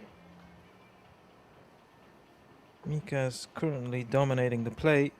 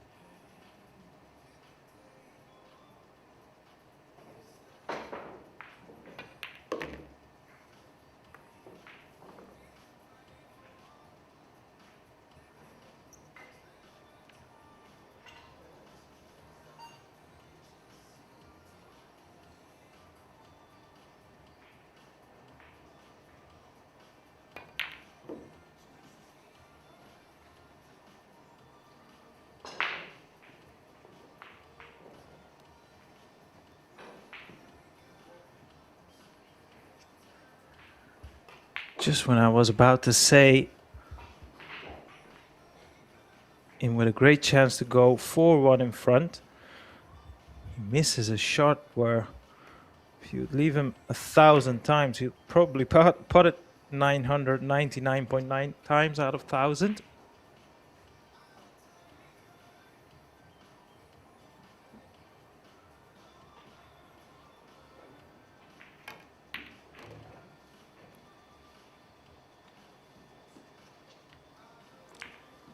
I suppose that's the true charm of live sports, isn't it? Anything can happen under any circumstances.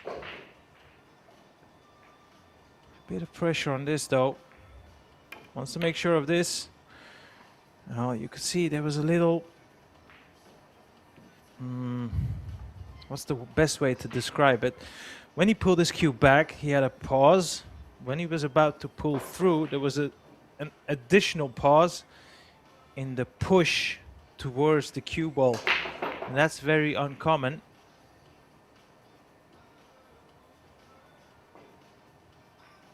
Pay attention. He draws the cue back and the cue goes in a smooth moving motion towards the cue ball. If you're watching this on YouTube, you can see when Sam was trying to hit the cue ball, when the cue was going towards the cue ball, there was still another pause, which indicates a bit of nerves, a bit of uncertainty. And that's very unfortunate because, in all honesty, he had a great chance out of absolutely nowhere to make the scoreline 3-2. Now 4-1 behind. And every little detail now is magnified. That is a good break, however. I do wonder if that one goes past the two. If it doesn't, will he try to attack?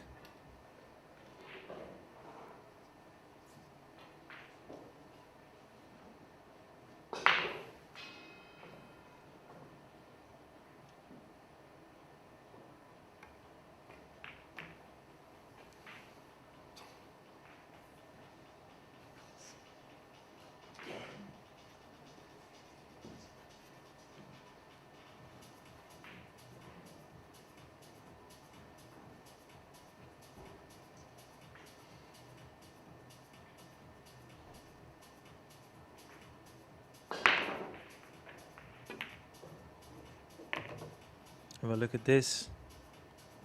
Where's that cue ball heading? Where's that cue ball heading? That is unbelievable. It never looked on for me. Even Mika is a bit bemused by that.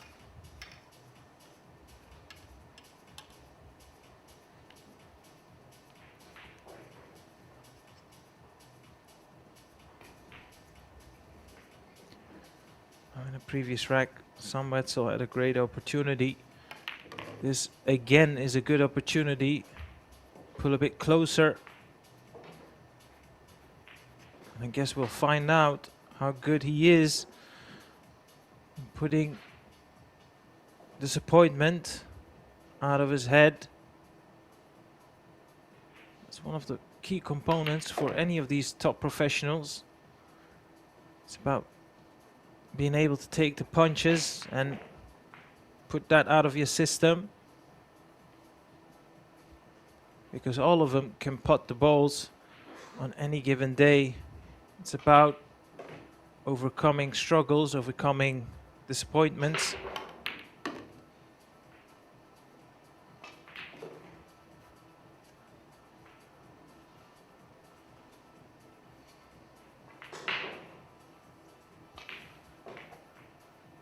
A cue ball a bit more further back would have been ideal. Still okay, of course. Yeah, that's a nice line. You can use the rail with a bit of side spin, just to create a little bit more distance with the cue ball and the 9, just like that. Surely this time around he'll finish the job.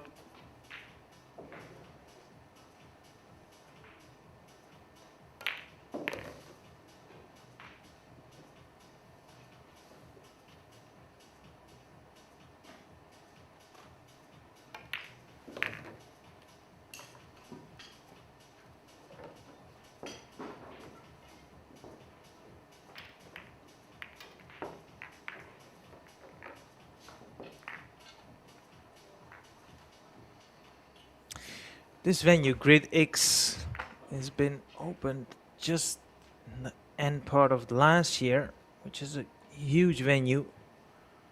Great for the sport. And as you can see, RTL is one of the main channels. We also have RTL in the Netherlands.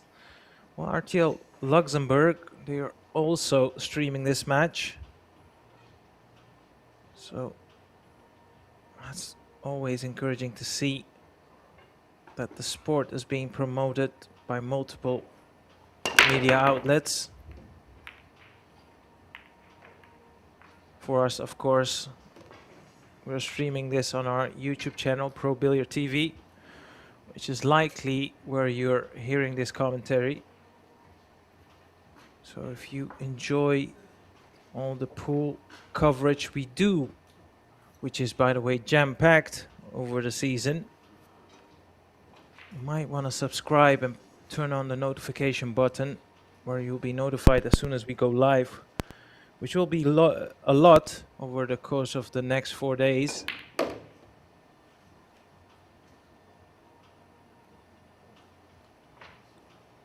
Slightly lost his cue ball.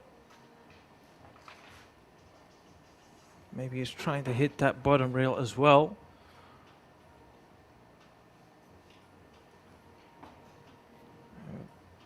Suspicion he was trying to leave himself on the 2 into the side. Now he can still cut the 2 into the side, but that would mean he's going to lose the cue ball. So in all honesty, the long pot here, which he made look ridiculously easy, by the way, is the best shot for positional options. And also here, don't know if you can use the 7 to play position on the 4 into the side. Well, there's your answer. All these little crafty shots I like to see from these young talents.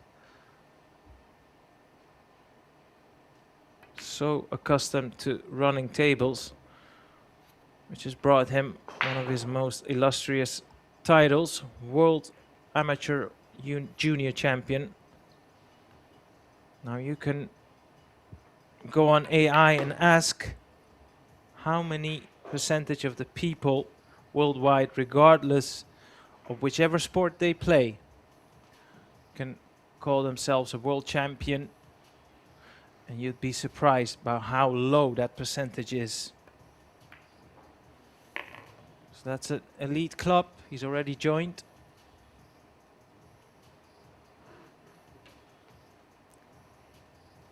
Likely to use the other side rail as well. Makes that positional shot a bit easier to manage.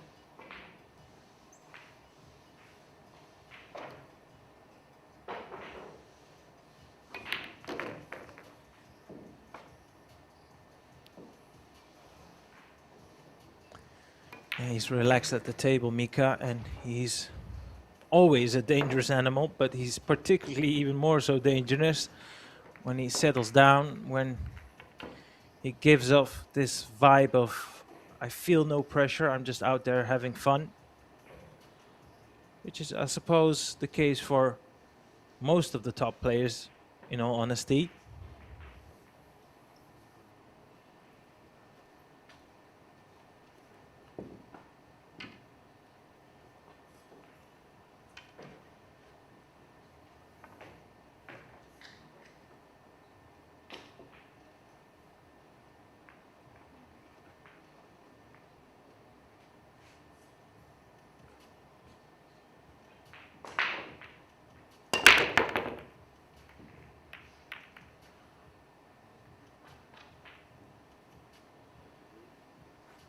He's controlling the cue ball nicely, Mika.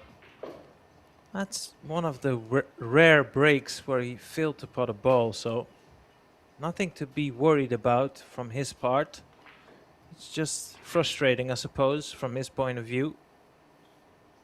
He would have liked to carry on where he left. Of course, with that 2 ball sitting where it is, even though that 2-10 combination looks very makeable, this is not a straightforward run out for whoever gets the chance.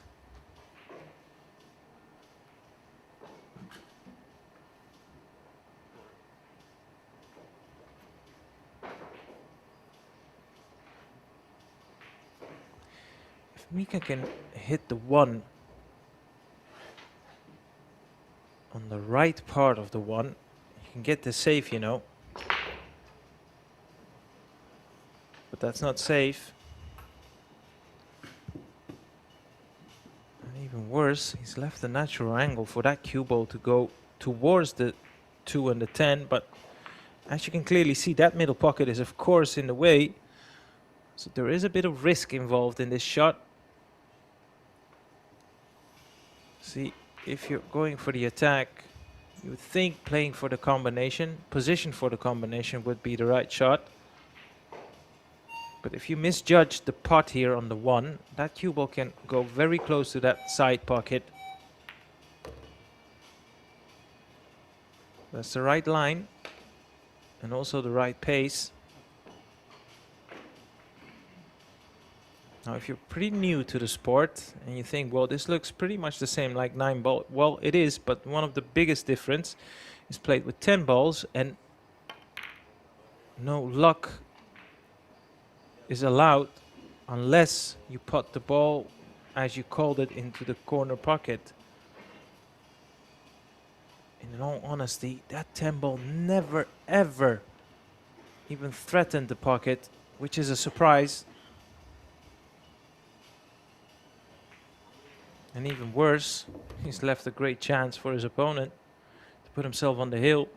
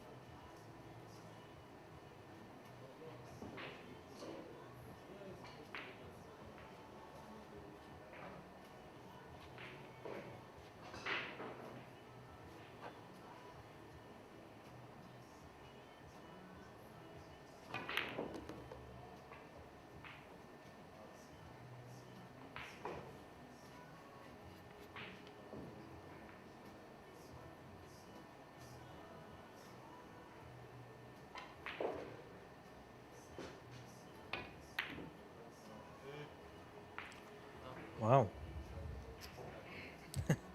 I was already preparing my pitch. But another surprising miss by Mika. You can clearly see what he thinks of that shot. Particularly on the opening day with brand new cloths. It is a tad bit surprising to not see that 9-ball drop. Oh, what has he done? What has he done? He's made a mess of it. That's what he's done. It is unbelievable how he's left himself this difficult shot on the 10. These 2 pots should have been a formality. This is missable.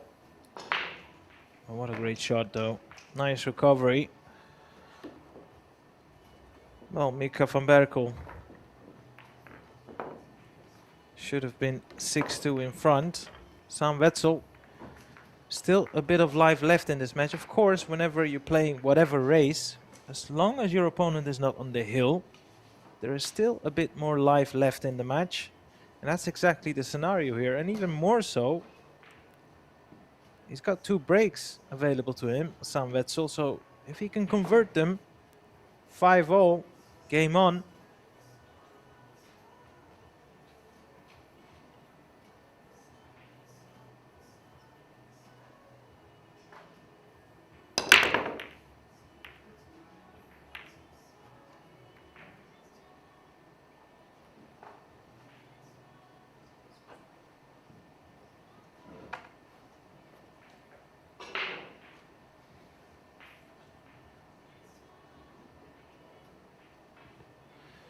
Well, I tell you what though, you'll need to come up with better breaks and break outcomes. Wants to give himself any sort of a realistic chance. It's easy said, of course, from where we are sitting. It's hard to stop the rod when it's your serve and you can't make a ball to save your life.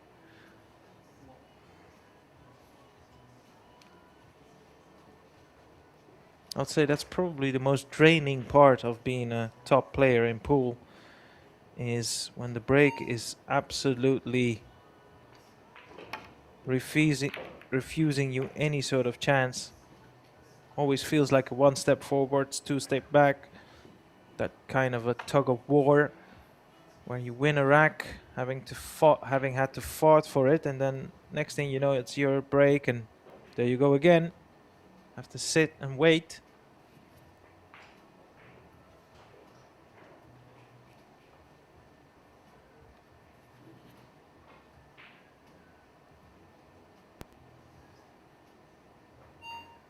Stage.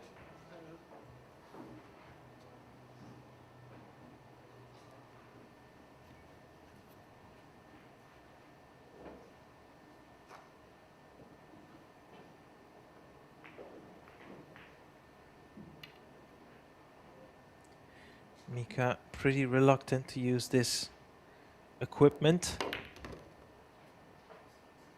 Don't really know why, because he's played that to perfection.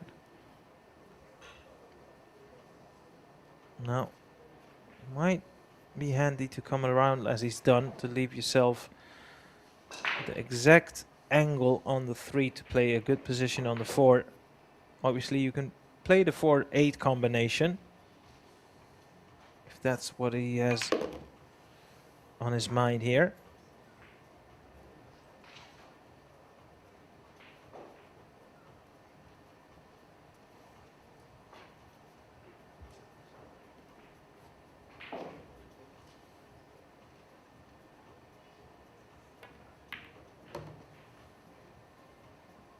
Yeah, 4-8 combination, it seems to be. His left is a bit awkward though.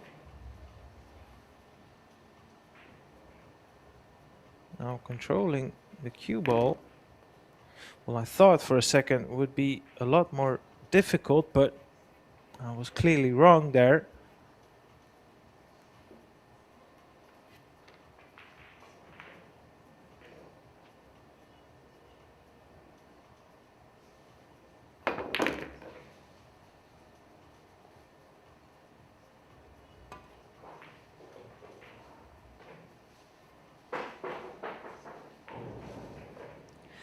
doesn't need to do a great deal with this cue ball.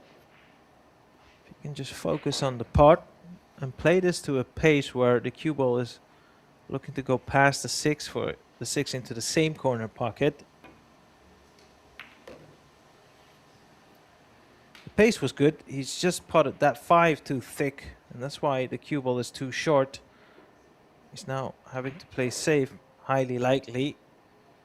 Playing the safety behind the 10 ball with the cue ball, or behind the 9 for that matter. It's a very good option available to him.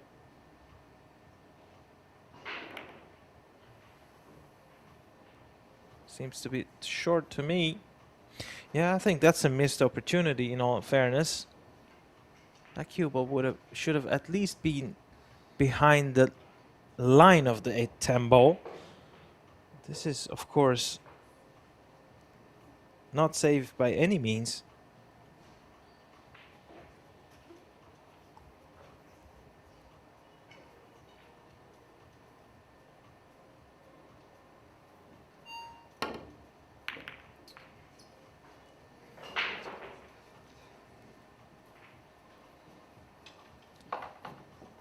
When your opponent is struggling like Sam Wetzel is currently at the table, you tend to get away with these minor details.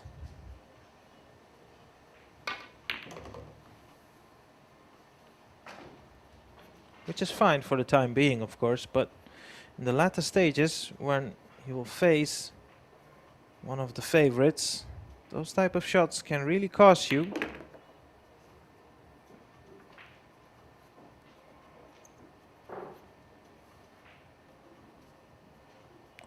Easy positional shot here on the 10, from side to side, roughly towards the middle diamond. And off you go, 6-3 in front.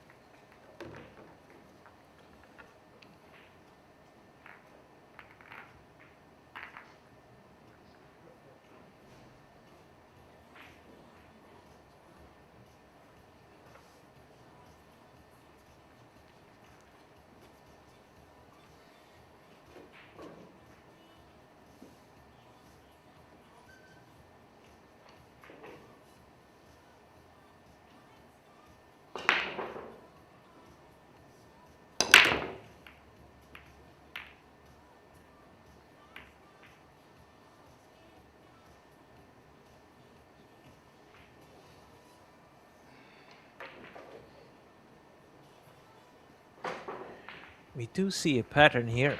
Whenever these players are breaking from the left side of the two boxes, breaking boxes, other one, more often than not, tends to go towards that top right corner pocket.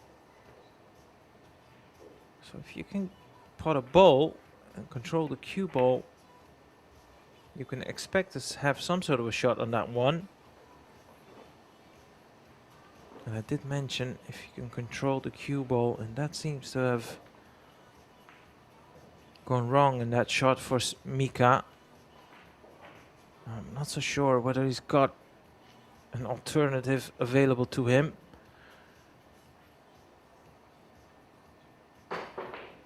Come just above the middle pocket.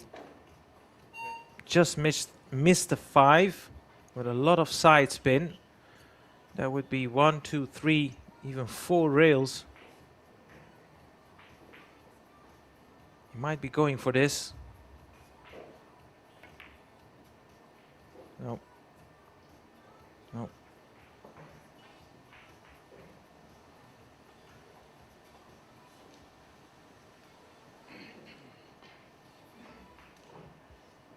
We'll have to wait.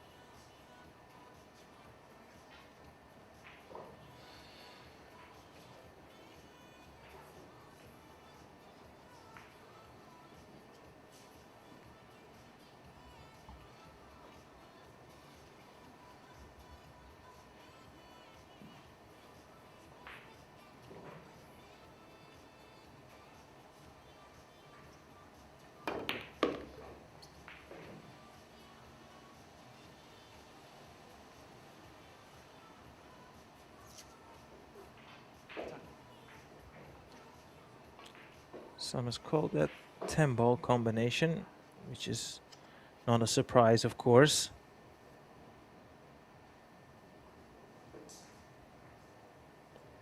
We'll have to hit this a bit harder if he wants to leave himself a shot on the 5. It's of course, well, I don't know what he played there. I can recall him saying 10. Just don't have any idea what he was trying to play because,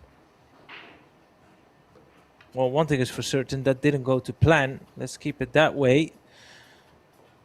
And this is now a great opportunity for Mika to close out the match.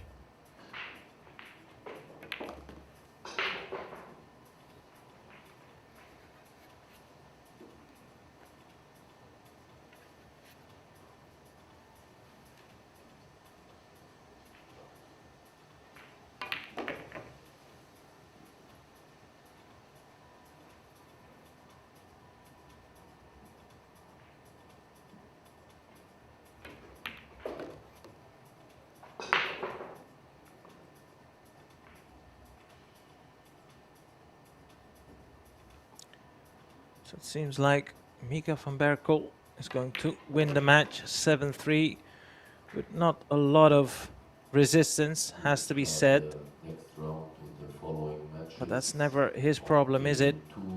Dennis One thing is for Schneider, certain, this Arjen man is a danger for whoever he plays. Where's that cue ball going? Was very close. And it's this 10 ball for a comfortable 7-3 win. And he will go through to the winners round 2. We'll have a short break. And the next matches on our live stream with commentary is 4 o'clock local time. That's 2 hours from now. So this is your chance to subscribe and turn on the notification button, and we'll hopefully see you back in the next match at 4 o'clock. Logging out for now. Bye and see you soon.